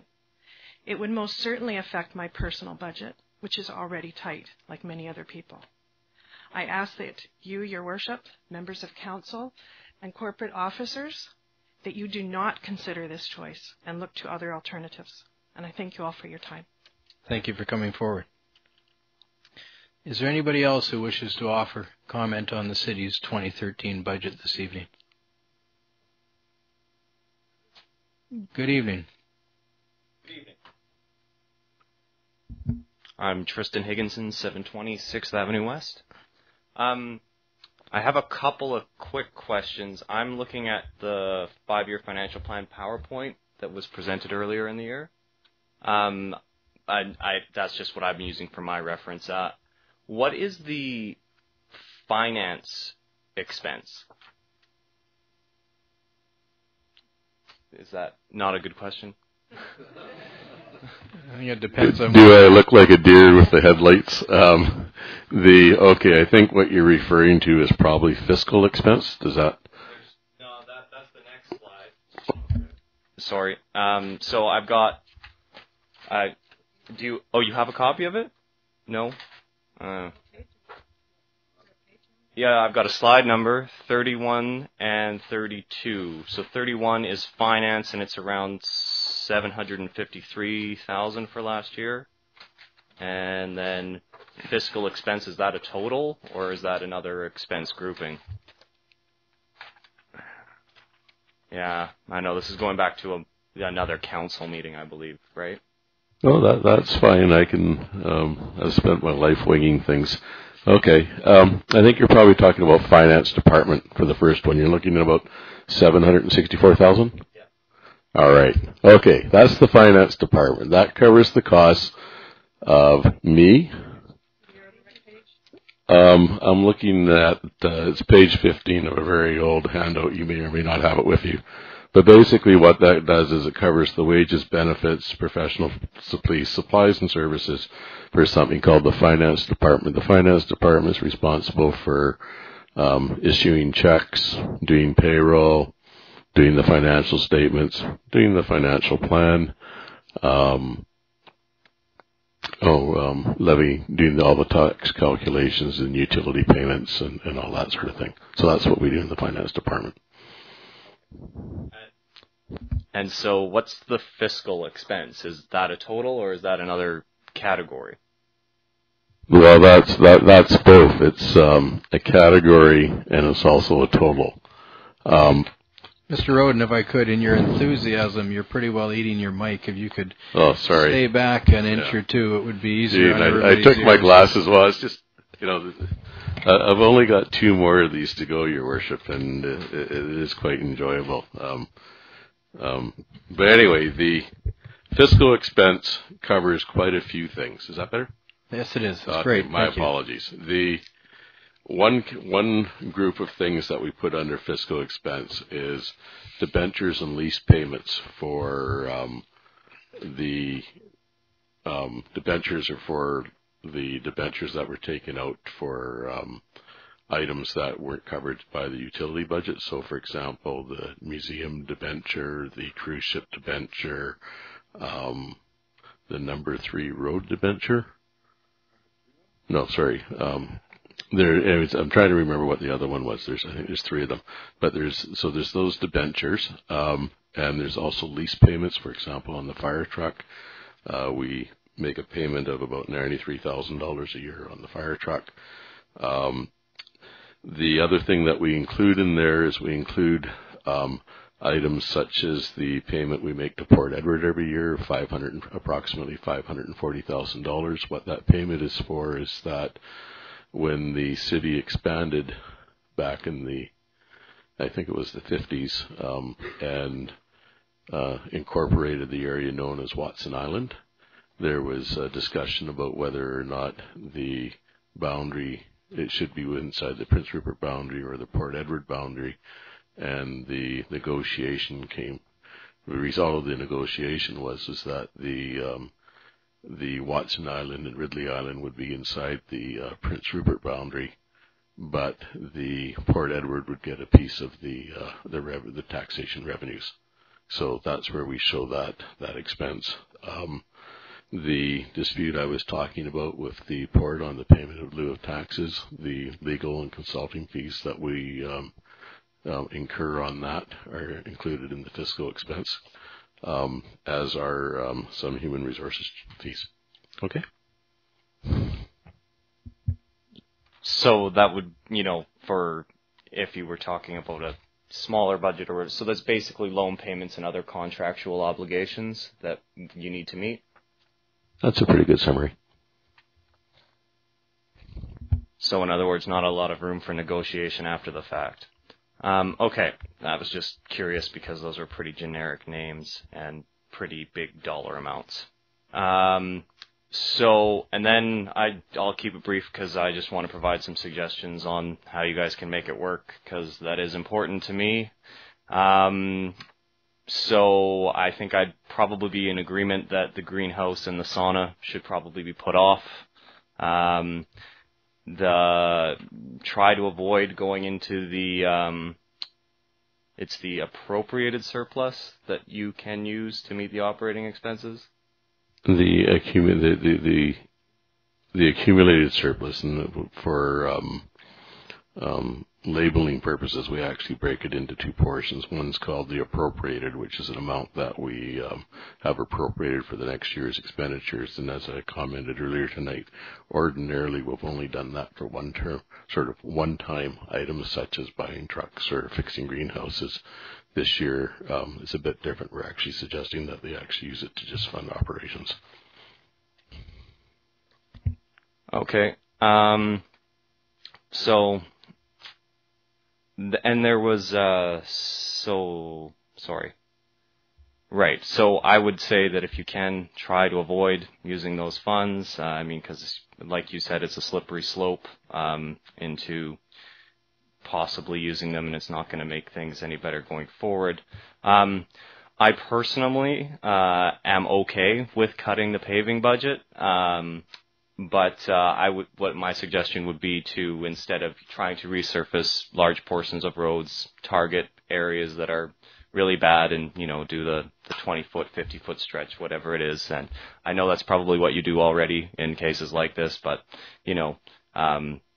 what I would say is, maybe I think the number that was thrown around to cut it was 175 or whatever. What I would say is, maybe cut it, 200 or 250 and then use that extra 75 to do patches in the places where you weren't gonna, where you were gonna resurface or whatever. That's probably obvious. I saw something about a clerk for the RCMP to make the administrative load easier for them. Is that still on the table? That's something new. Mr. Roden? No, it's not on the table. Okay then. My suggestion, for the record, was to be the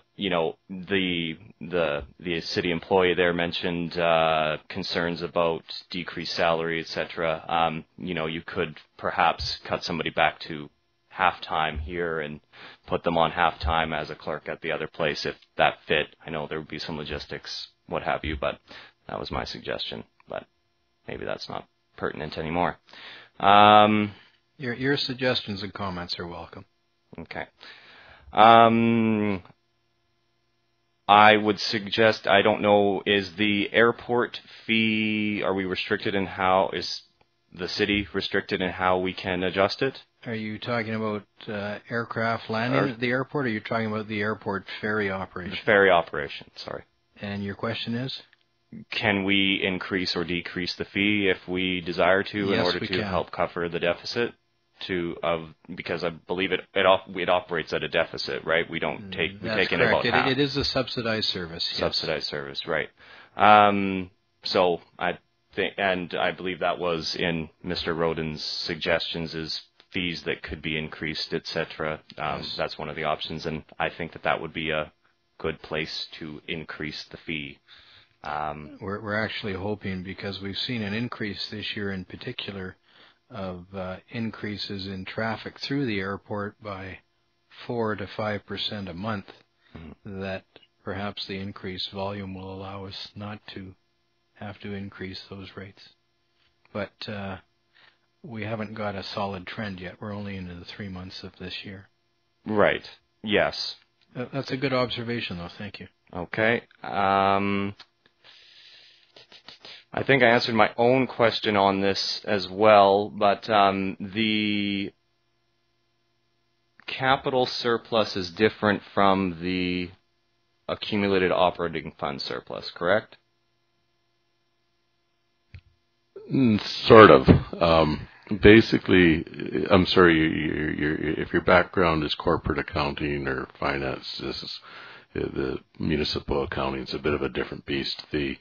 Basically what the city has is we have 4 operating funds: the general operating fund, the water fund, the sewer fund, and the solid waste fund. Okay.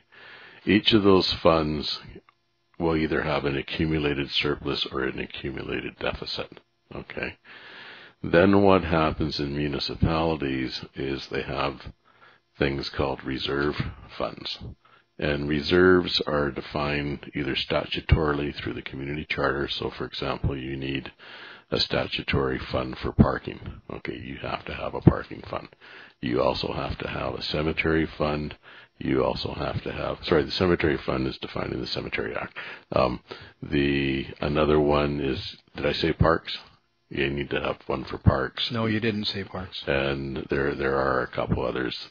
The other thing that the council can do is they can define other funds or other reserve funds, such as a capital equipment fund and a building fund and a whatever fund. The list is endless. My stance since coming here is that I think that putting a lot of money into funds and having a lot of money in surpluses, essentially what you're doing is you're taking money from the current taxpayer who's putting that money in there, and they're not getting anything back for it. Now, arguably, you could say, well, they're paying for something that was paid for 20 years ago, and now we're building another reserve. So it's a bit of a philosophical argument, but over the last 5 or 6 years, we've drawn down all the reserves quite significantly. So does that sort of clarify it a little bit, or have I just made it even more confusing? It clarifies it a little bit.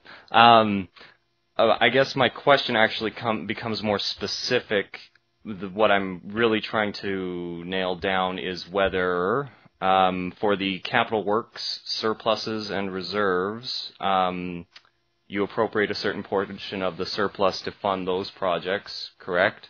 And then, but that does not feed in any way to the operating surplus, which you would usually only use to fund one-time items, but you may use to balance the budget this year.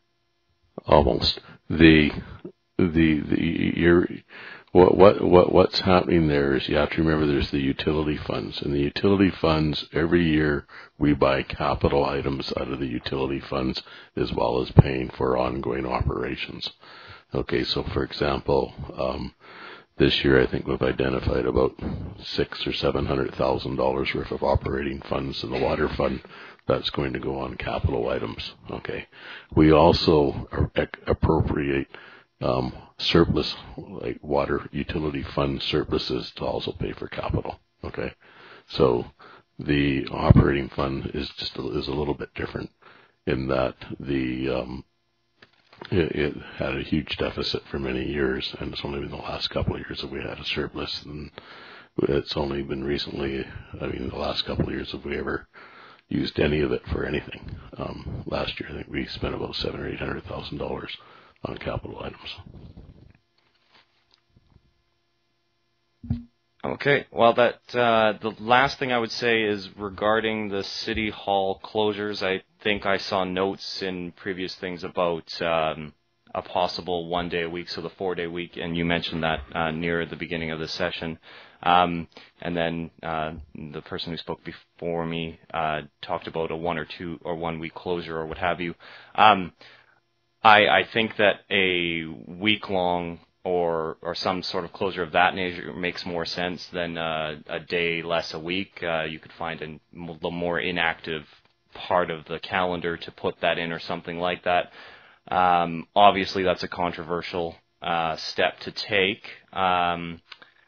So what I would suggest to perhaps make that more palatable, or you could even make it optional. So offer unpaid leave or something of that nature to certain employees or to all employees to take advantage of, in order to, for people who can fit it into their budget or something like that, so that they can take advantage of that. And I think that's, because looking at lots of these things, that's the biggest component of what we're dealing with here is people's salaries. So if we can try to get some savings there, I think that would go a long way into making it happen. And that's just about it. And try to keep the tax increases to a minimum, but I realize that that's probably not going to happen. So thank you. Thank you for your comments. Appreciate them. Is there anybody else this evening who wishes to come forward to provide comment on the City of Prince Rupert 2013 budget? If not, we'll conclude that part of the meeting.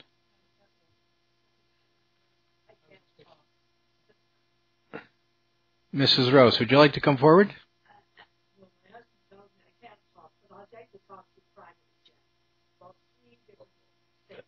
Okay. Are we talking privately? Are you talking in this meeting? Okay. Would you like to come and see me then? Yeah. Okay. Okay. We'll certainly try. Okay. Well, Mrs. Rose knows where my office is. Certainly. Thank you very much for showing up. Okay. Have a good evening. Mr. Golden. I thought Charlotte was going to talk, so I was waiting. No, that's okay. Good evening. I had 3 questions. Just for the record, I know you're a frequent visitor. Larry Golden, 1601 2nd Avenue West. What about the sale of Atlan Terminals? What's happened there? The Atlan Terminals. You're referring to the parking lot. Excuse me, the Atlan parking lot. Right. Okay, Mr. Roden. That is still being worked on. It's become a very complicated negotiation. The proponent who wants to buy it, for them to acquire it, they need to have their charter changed. That's one of the steps there, and there's a number of other issues.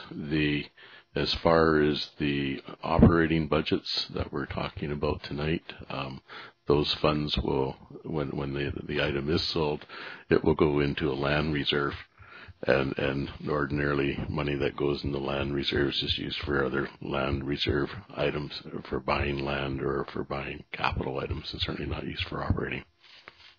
And I was aware of that, but I was more. It's to me the parking meters that are going to go there. I keep waiting for them to start being uncovered and someone taking money for it. So is that going to happen? If you could be more specific, a parking meter where? He knows what I'm talking about. Okay. I know that the parking meter down at Rushbrook is now operational. Mr. Grodecki, can you give us any information on the Atlan parking meter? I believe Mr. Horn will know better than I, but May 1st to, I think it runs from May 1st to the end of October. That's correct. That's correct. It's in May 1st when that parking meter comes into use. That's where I was going. If it's being sold, is it just going to sit there? No, it's just a matter of time till it comes open. As long as the city owns the property, it'll continue to be there. It went into the accumulated surpluses and stuff like that. We had $1 million that we had taxed already for the emergency building. That was being put aside, and it was going to be kept for when the emergency building was actually going to be built. But so it becomes, what's happened to that money? Is that part of what we're talking accumulated? We'll find out, Mr. Roden. That's a really good question, Mr. Golden. That was identified in a previous financial plan process earlier this year when we noted that because the general feeling was that we weren't going to be moving forward on a RCMP building or a fire hall building in the near future. It was suggested to council at that time that money be rolled back into just general surplus and used for other items, and the items that it was used primarily for was for improvements to the rec center. So you're saying that's already happened, that in a sense when the emergency building comes forward, it'll still have to be, that money will have to be recouped through a future tax. So what you did was, okay. What about the, no, so the car ferry, there was a person, someone asked that when the cars were going over to to work at the airport, they not have to pay the return fare. That was at the time said, we'll discuss that during the budget. So now is the budget, my take on it is we're already subsidizing that airport ferry to the tune of $770,000, and it might become 750,000 or 60,000 if the increased traffic comes up, but it's still a substantial amount. So since you did defer it to the budget discussions, I say no, we don't. You pay both ways if you take your vehicle. So, Mr. Golden, you're referring to vehicles charged for transit to and from Digby Island. Yes, and like I said, at one time we'll get an answer. Yeah, Mr. Roden. That's a very good statement, Mr. Golden. You and I are in agreement entirely. You're right. The ferry is heavily subsidized at this point in time. I referred earlier tonight to the fact that the Digby Island dock and the Kane Island dock that the ferry docks at both need extensive renovations, which are going to be very significant. This is not the time to be reducing the fees charged to operators or to people who are using the ferry. Mr. Roden, the question was specifically about why does the city charge when vehicles go one way? Mr. Roden Mr. Golden believes that the vessels should charge coming and going, or the vehicles should be charged coming and going. If you could explain the charging procedure, please. Basically, for vehicles, it's a flat rate. We charge you going over. The expectation is invariably that you're going to just come back someday. So it's a round trip ticket. I thought that's what they were asking for. They were asking for a round trip ticket where they were having to pay both ways before. So you're saying you've given them the round trip ticket? When were they asking for that, Mr. Golden? We had it. I'll bring it to you. They sent a letter. It was in the thing. It said that they wanted. You're referring to a reduction in the vehicle passage. As I understood it, it was they wanted it one way to. They wanted if they paid that covered both directions, as opposed to having to pay both times. Councillor Thorkelson. I believe it was a letter that we got from the airport staff who wanted a reduction in the car fee. Yes. And so that they would pay one way, which if we charge $40 return, they'd pay one way, which would be $20, and not pay the other way. So their return trip would cost them $20 instead of $40. And we said that we would have a look at it in this budget. Right. Thank you. Does that answer the question? That states the question, yes. So are you going to do it, or are you going to leave it the same? I think Mr.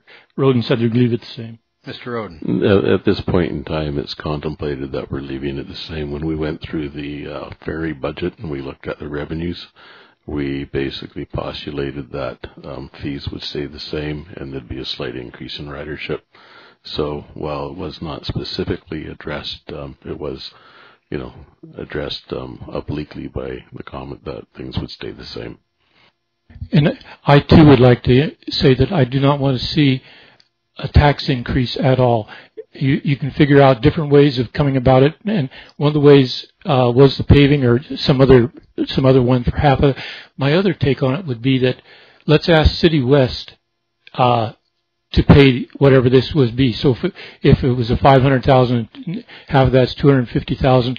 So we asked City West, as I understood it from again talking to Mr. Roden, Dan Roden, they are paying us $500,000. In the past, they've paid us up to $2 million or $1 million. I think they could be asked to and we just sort of didn't wait for them to say what their profit was. We just sort of said, we want $1 million from you. I would say, rather than do a tax increase, we'd say we want $750,000 from you into discussion. Thank you. Thank you, and I wish it was that simple. Yeah. It was when you just said, give us $1 million. And we'll get a comment from staff. Mr. Roden. Mr. Golden remembers the good old days when the telephone department was, the telephone company was simply a department of the city. And it wasn't a separate company with its own articles of incorporation and board of directors. The city can certainly suggest that we'd like to get more money, but the board of directors of City West has a fiduciary responsibility to the corporation to keep the payment to a level that allows them to sustain operations. In that case, I would respond, then we should be rethinking City West. We can sell it. That's a bigger question, much like the policy decision on whether or not we should contract all our work, but it's certainly an interesting question. Thank you. Is there anybody else who wishes to come forward this evening and provide comment on the city's 2013 budget? Okay, we'll conclude that part of the meeting. Thank you for those who have participated. Mr. Roden will move on to reports and recommendations. First, under item 5A is a report from the Chief Financial Officer, and it's concerning the 2013 5-year financial plan. Thank you, Your Worship. We've basically covered off most of what I wanted to say. There's been some fairly unfortunate news that's had to be disseminated tonight about the reduction in the assessments, which is going to have such a huge impact on our existing tax revenue. The idea was tonight that we would be to ask council to give some direction on what they'd like us to see, like us to do. Possibly given the news tonight and the comments that council's heard, and I'm certain there's lots of people who have been watching this at home, is that we may want to defer any direction to staff until April 22nd.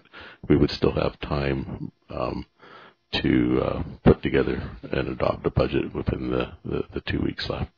Thank you. Comments from council. Councillor Thorkelson, Councillor Ashley, Councillor Garon. Well, I move that we meet with the Prince Rupert Port Authority to discuss the $153,000 shortfall that we have in taxes, to see if they are willing to make to the City of Prince Rupert or to our community partners a donation equal to the $153,000 that we are short. Thank you. Is there a seconder? Seconded by Councillor Ashley. Discussion on the motion. Councillor Thorkelson. Well, the port seems to have money that they, have been donating to the City of Prince Rupert, and if they can't donate it to organizations within the City of Prince Rupert, and if they can't see if they don't have the ability, or some charter does not permit them to make a $153,000 donation to the City of Prince Rupert to protect the amenities of the town, then we could perhaps ask them for a commitment to make that donation if we're going to cut the 10% from our community partners, that they would make up that 10% that we cut, so those community partners would be made whole. If there may be other ways to do it that are more palatable to the port, but I think that we should meet and have that discussion with them. I think that the comments that Mr. Baker made were very apropos.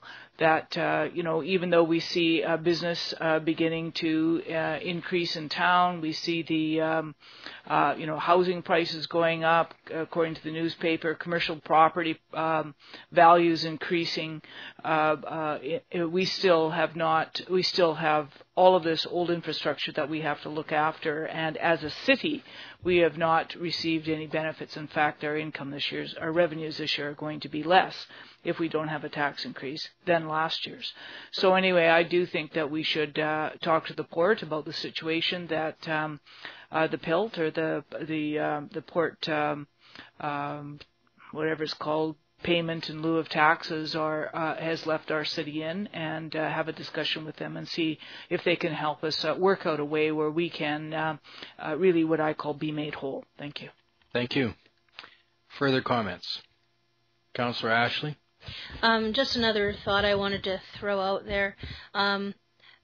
I think that a lot of times in the past, when we've gone through budget, and I totally understand where we look at paving or we look at these other things because they're easy places to cut, but it always seems that we're targeting like one area. Even with the suggestion about City Hall, it's targeting one particular area of the city.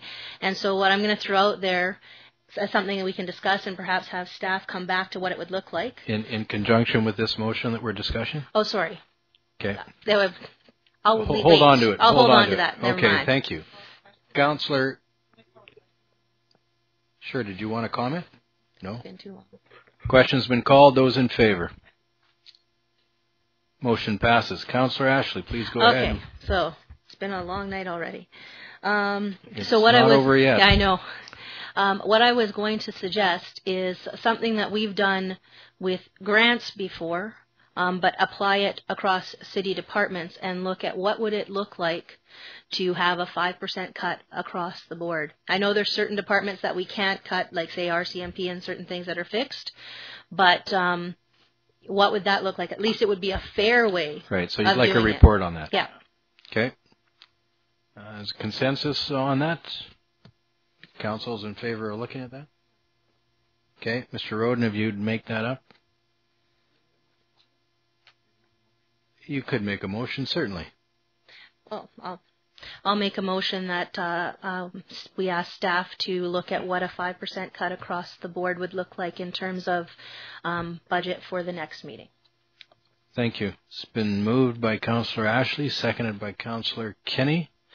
Further discussion? Councillor Rice.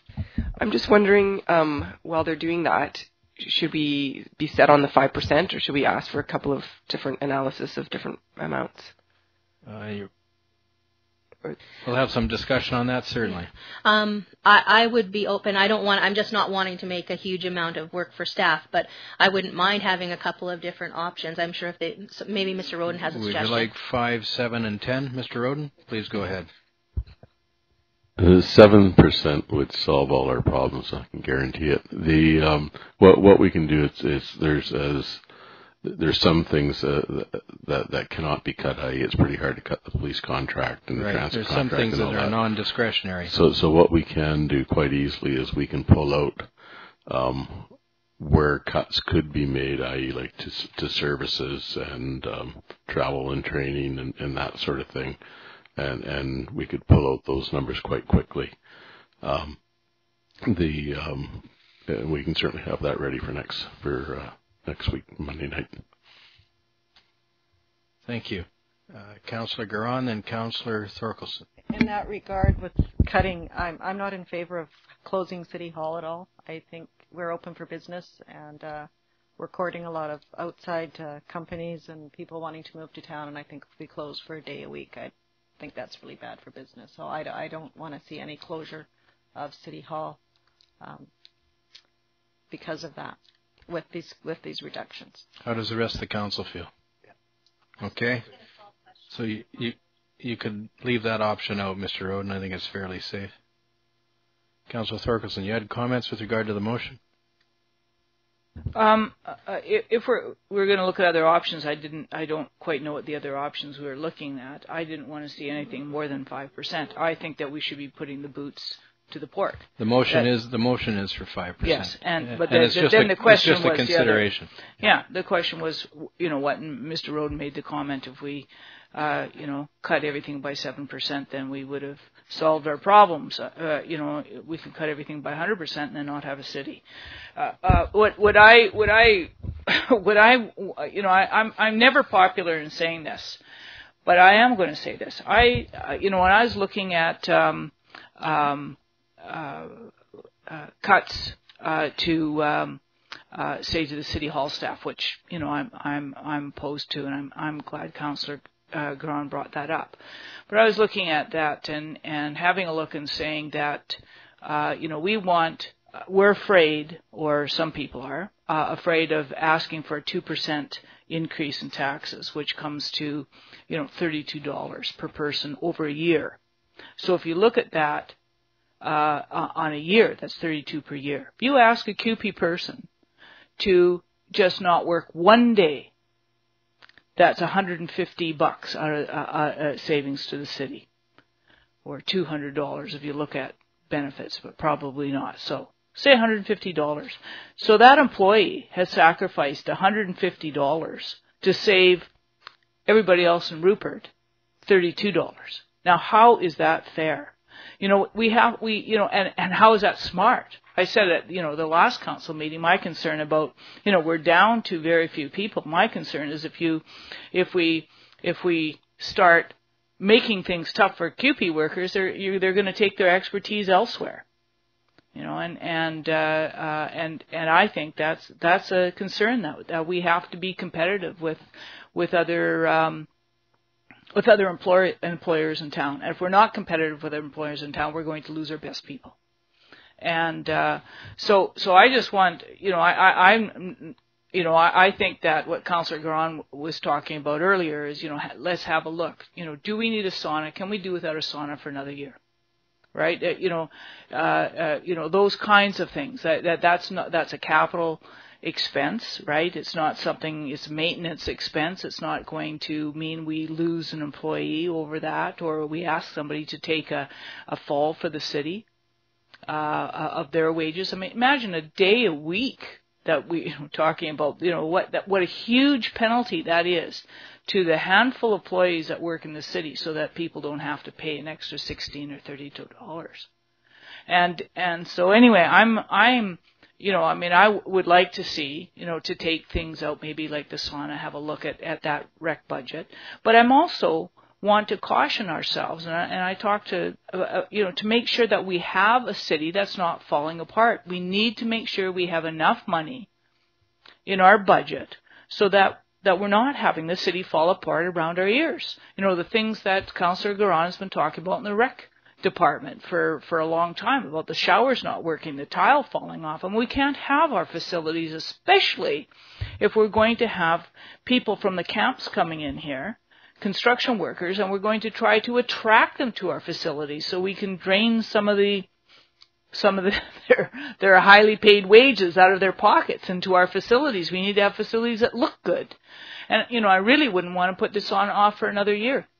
But, maybe in another year we'll be getting money from some other development so that we can afford to do something like a sauna. But a sauna is what's going to attract people to the swimming pool. One of the attractants, I would think, to the swimming pool, because it's probably not one of the things that they're going to put in those construction camps, although who knows.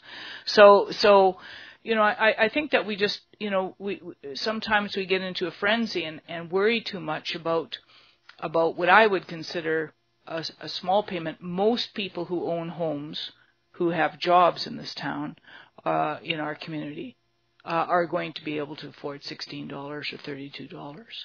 And the last thing that I'm going to say is that when I've looked at organizations whose budgets haven't stayed up, hasn't stayed up with the cost of living, then what happens is that the cost of living increases start eating into what you should be doing so you maintain yourself here, right, in this bundle.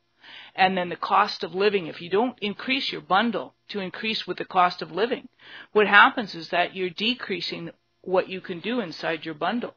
And it's only so, we can only go so far before we start destroying our infrastructure and making ourselves have huge payments. Like if we didn't fix up the front of City Hall, we'd have real trouble, and some people would say, well, why would we do it? We could put that off for another year and not have a tax increase. But the reason we're having a tax increase is because one of the reasons we're having a tax increase is because everything else has gone up. And if we don't keep up with the cost of living, then what's going to happen is we're just going to eat into our operating budget. And I just, caution ourselves not to get too much into that. I would rather keep up with the cost of living and then maintain our maintenance budget, our operating expenses, and be careful with our money than not. Thank you. Mr. Grodecki, would you read the motion, please? The motion is that staff report back on what a 5% cut across the board would look like and bring that back to the next meeting, April 22nd, 2013. Okay, comments with regard to that motion? Councillor Garon, Councillor Ashley, and then Councillor Rice. Comments with regard to the motion? I'd like to call the question. Please go ahead. Well, I wanted to just comment on some of the things Councillor Thorkelson said. I certainly understand where she's coming from, and I do appreciate that we need to be cautious. But I think, and I go back to this, and I think most people that work in different organizations that have budgets, and you're working as an employee and the top is saying we need to do this. And as an employee you go, well, if you asked me, I would know where we should best cut because I'm working in here and I know where there's places where savings can happen. And that's more of my intention with looking at this 5% is to ask people in those departments, okay, we know we're in a tough situation. Where can we cut? What can we do? And that's what the intention is behind it. Thank you. Councillor Rice. I guess what I was thinking was that 5% actually sounded high to me, so I wasn't thinking 5 and 7. I was thinking like a much lower number, just a couple of analyses with a lower number than 5, including 5, only because I think that sounds significant. But that was my only comment. Thank you. Councillor Guerin. I'd like to call the question. Thank you. Question's been called. Those in favor? Thank you. We'll look at that report and look at 5%. It'll be easy enough to extrapolate. I'll just make one comment before Councillor Guerin speaks to another matter. When I suggested that you take 10% away from the autonomous and semi-autonomous groups, it would preserve the city's operations. That's money that we give to other groups with the expectation that we'll have the money. Clearly, we don't have that money. And if you're talking about the difference between a 3% tax increase and a 1.5% tax increase, what I'm proposing would take you to 1.5 because you'd make up that difference there. Councillor Guerin. Thank you, Your Worship. I've talked to a lot of people in the community in the last few weeks, and I haven't spoken to one person who is in favor of any tax increase. So I am proposing a 0 tax increase and try to save where we can. Like I say, I don't want City Hall closing, but I think there are savings that can be found in places like maybe trimming trees, or do we need 2 people picking up garbage on the street? Could that other person go fix something else somewhere else? There's just a lot of creative and innovative things people could do to reduce costs somehow. I don't know what that looks like, but that's where staff needs to look at these things and try to, is it worth the squeeze? I think so. Like I say, had we known a month ago that we were going to be in this situation, I might be in favor of a tax increase. But at this point in time, I'm not in favor of any tax increase, and I think we need to hold the line. I do agree with Councillor Thorkelson that, you do have to look after your infrastructure, but, sometimes in your own budgets at home, you have to say, okay, I can't afford this right now. Maybe it is only $16 or $32, but that $16 or $32 is a lot to somebody than it is to somebody else that's got a good paying job or someone that's trying to hang on to their house. I know it doesn't sound like a lot of money, but people are fed up with taxation at this point in time. They don't see that they're getting a big bang for their buck right now, and that's what I'm hearing from people. I don't hear anybody that's really happy with anything these days. And I'm quite frankly, for the last 2 weeks, all I've had is negative comments to me constantly. And I think we just have to hold the line and fasten our seatbelt. And within the next year, hopefully things start to turn around. And some of these companies that are building infrastructure, such as the pellet plant and Ridley Terminals, gets their operations up and running, and we'll get a few more dollars in our pot. And there's a few more houses being built. I think there's 4 or 5 being built right now, so there's more money coming in. So I think we just have to hold the line on it. Okay, thank you. I know we did get some comments, some concerns about the impact of the increases in utilities. Councillor Ashley. I just want to make some comments about the idea of taking 10% off of the autonomous and semi-autonomous groups. I certainly understand where the ideas come from, and I think it's important that we brainstorm all these ideas, because it's not a matter of like we're doing this or we're not doing that, but if we don't explore everything, then I don't think we've done our job. My big concern, and I'm actually very glad that Councillor Thorkelson came up with the idea of perhaps asking the port to cover that off, but my big concern, and I know this has happened at the provincial level when they've done a similar thing. They've like, oh, well, where can we cut? And people have kind of counted on grants, and then they cut it, and then everybody is all crazy. My concern is that people, we gave them the go ahead, yes, you're getting this money, and people have kind of planned out their year, and if all of a sudden we take 10% back, that's going to have a pretty big impact on those groups, and that's my big concern with it. I totally understand where that's that easy way for us to get our money back, but I would be very concerned about the fact that we kind of, in a sense, promised that money, and then to pull that back, I would have a problem with that. So I'm just throwing that comment out there. I agree with looking at everything. However, I wouldn't bank on the port coming up with your innovative idea there, although it's not a bad idea, and it should have some discussion about it. Councillor Thorkelson.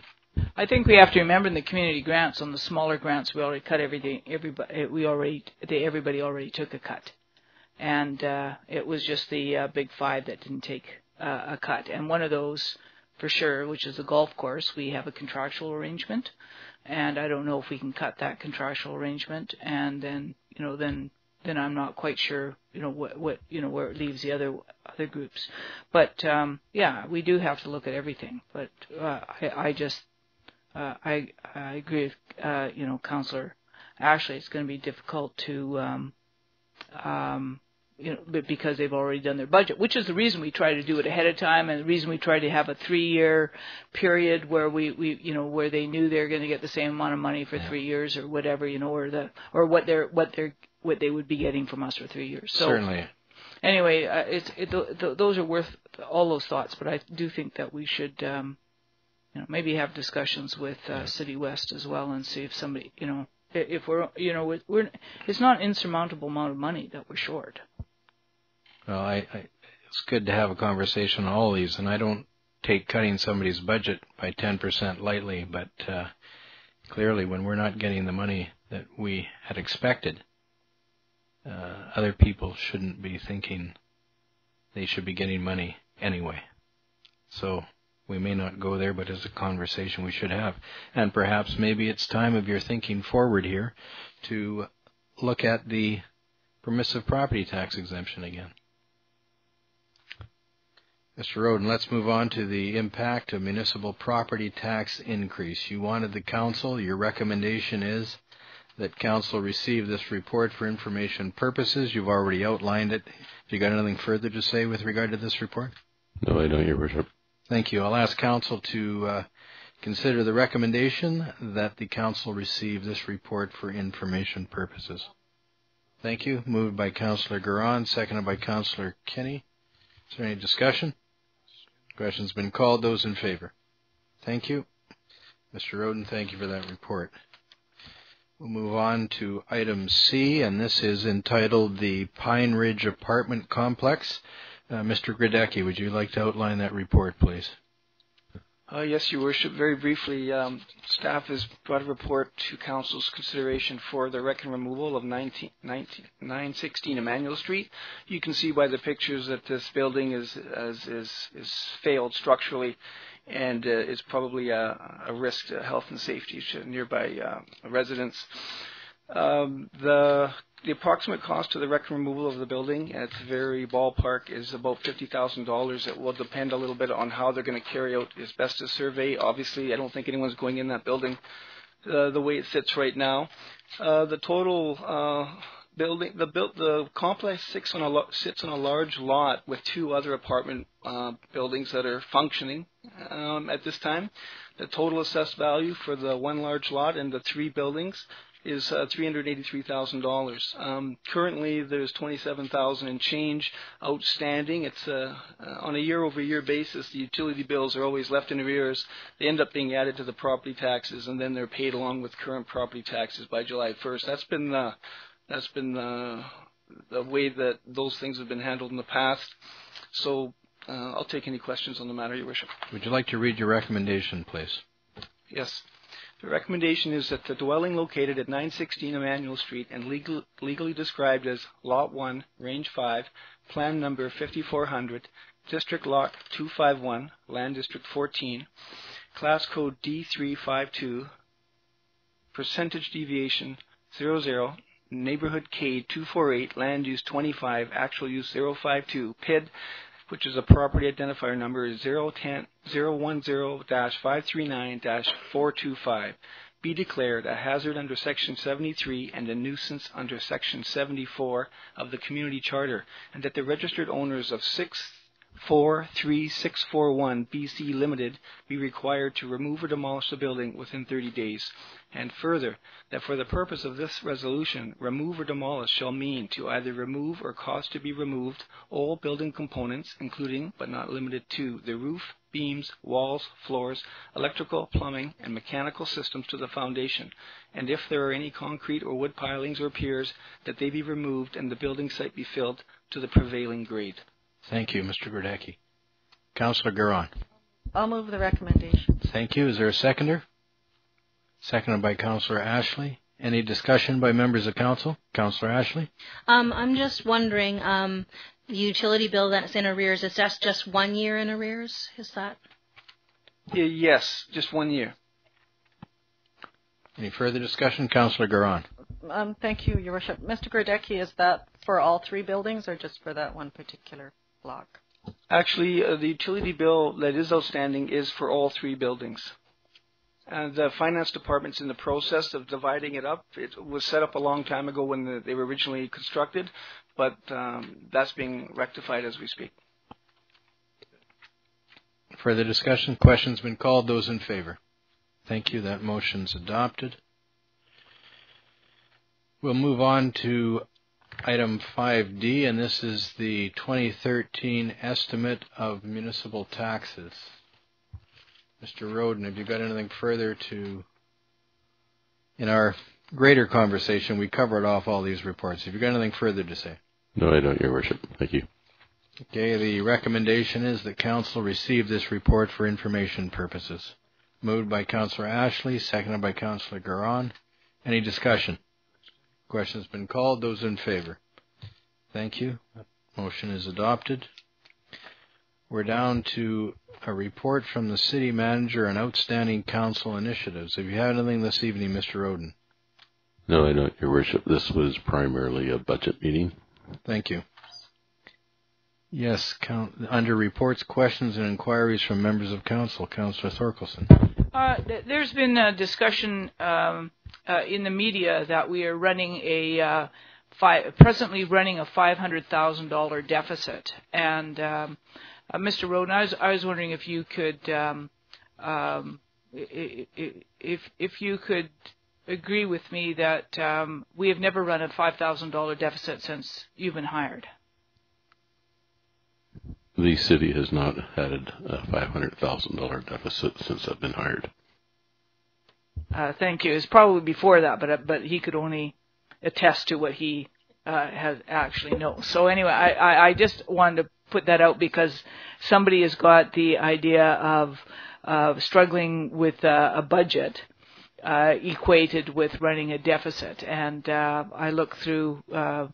We've had to balance our books, as His Worship said at the beginning, under the Community Charter, and it seems that both the written and radio have a difficulty understanding the difference between the budgeting process. Perhaps we should invite them in and let Mr. Roden give them a budgeting 101 course for reporters. I think so. That would be good as compared to what a deficit is, either on a monthly basis or on an annual basis. And we should request that happen prior to May 15th, I think.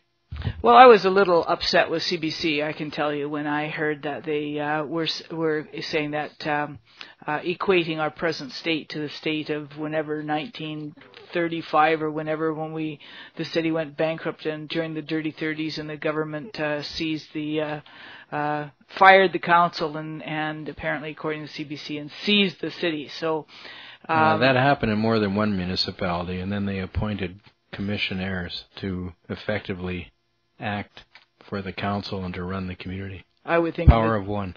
In the dirty 30s, that probably happened in many communities. But anyway, to compare our city council and what we're doing in this budgeting process, as painful as it may be, and when we're discussing appropriated surpluses and accumulated surpluses and surpluses of any kind, doesn't sound to me like we should be having panic in the streets that Prince Rupert's on the verge of bankruptcy because we're running a $500,000 deficit. And I just thought that that was totally irresponsible of CBC to be running that equation, and I'm not afraid to say that to the CBC staff. Perhaps, Councillor, that's why there's so many people in the gallery this evening.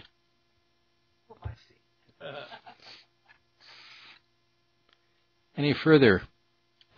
Councillor Ashley.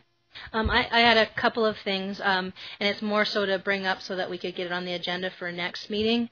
One, I've had a few people just asking me questions about when we had the windstorm and the 2nd Avenue Bridge and it closing, and so there were some concerns about emergency access and things, and I'd like to just have a discussion about that and maybe a debrief at the next meeting. Certainly. And the other one that I wanted to bring up, and it has to do with invitations that get given to either yourself or members of council by businesses that want us to go perhaps out of town, but then want us to pay for those out of our pocket, and I think that maybe we need to have a policy on that, so I'd like to have a discussion about that. Certainly.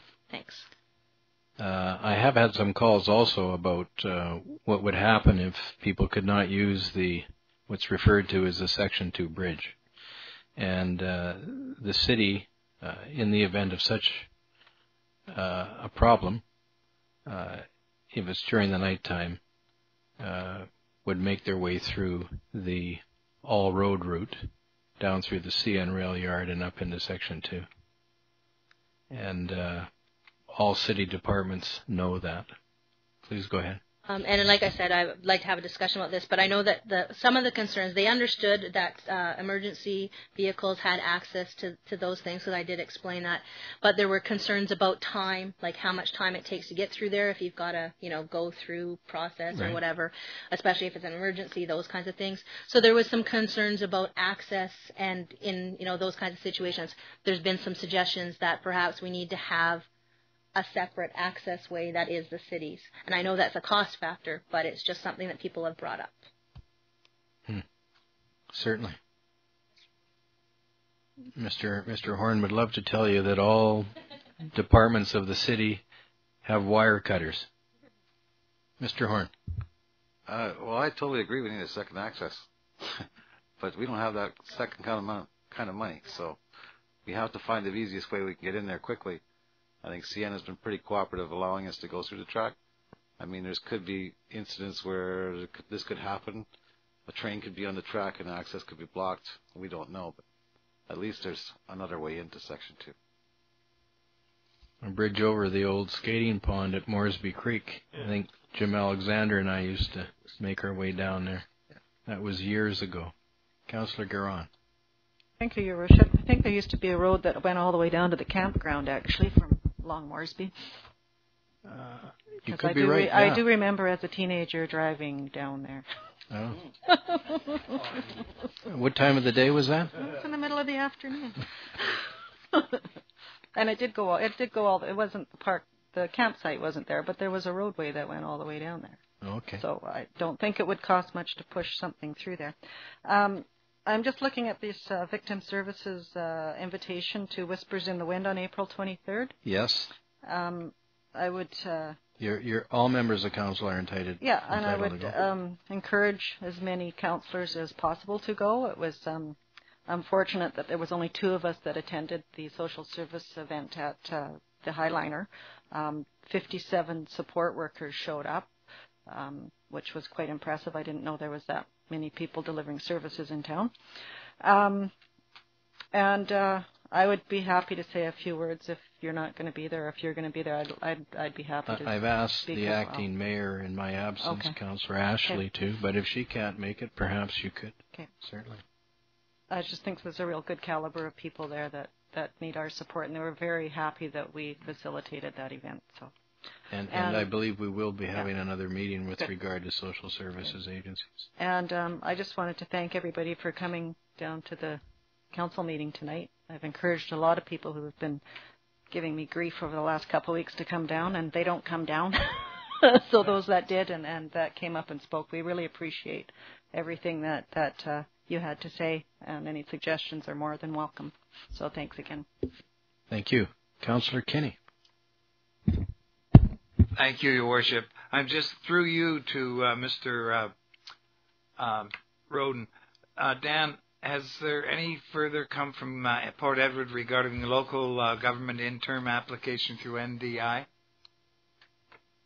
The word that was left was Ron Bedard indicated that he'd have to take it to his council. I'm not sure where that is. Similarly, the regional district was interested and they inquired as to how much it would cost. That was sent back to them, and I haven't heard back from them either. So I don't know. I've been away for most, as I said, I've been away for most of last week and working on budget, so it hasn't been. They haven't gone back. They haven't said whether or not their councils or boards have approved it. So we haven't been able to move forward. Anything further this evening? I'll ask for a motion to adjourn. Moved by Councillor Ashley, seconded by Councillor Kinney. Any discussion? Question's been called. Those in favor? Thank you. This meeting stands adjourned.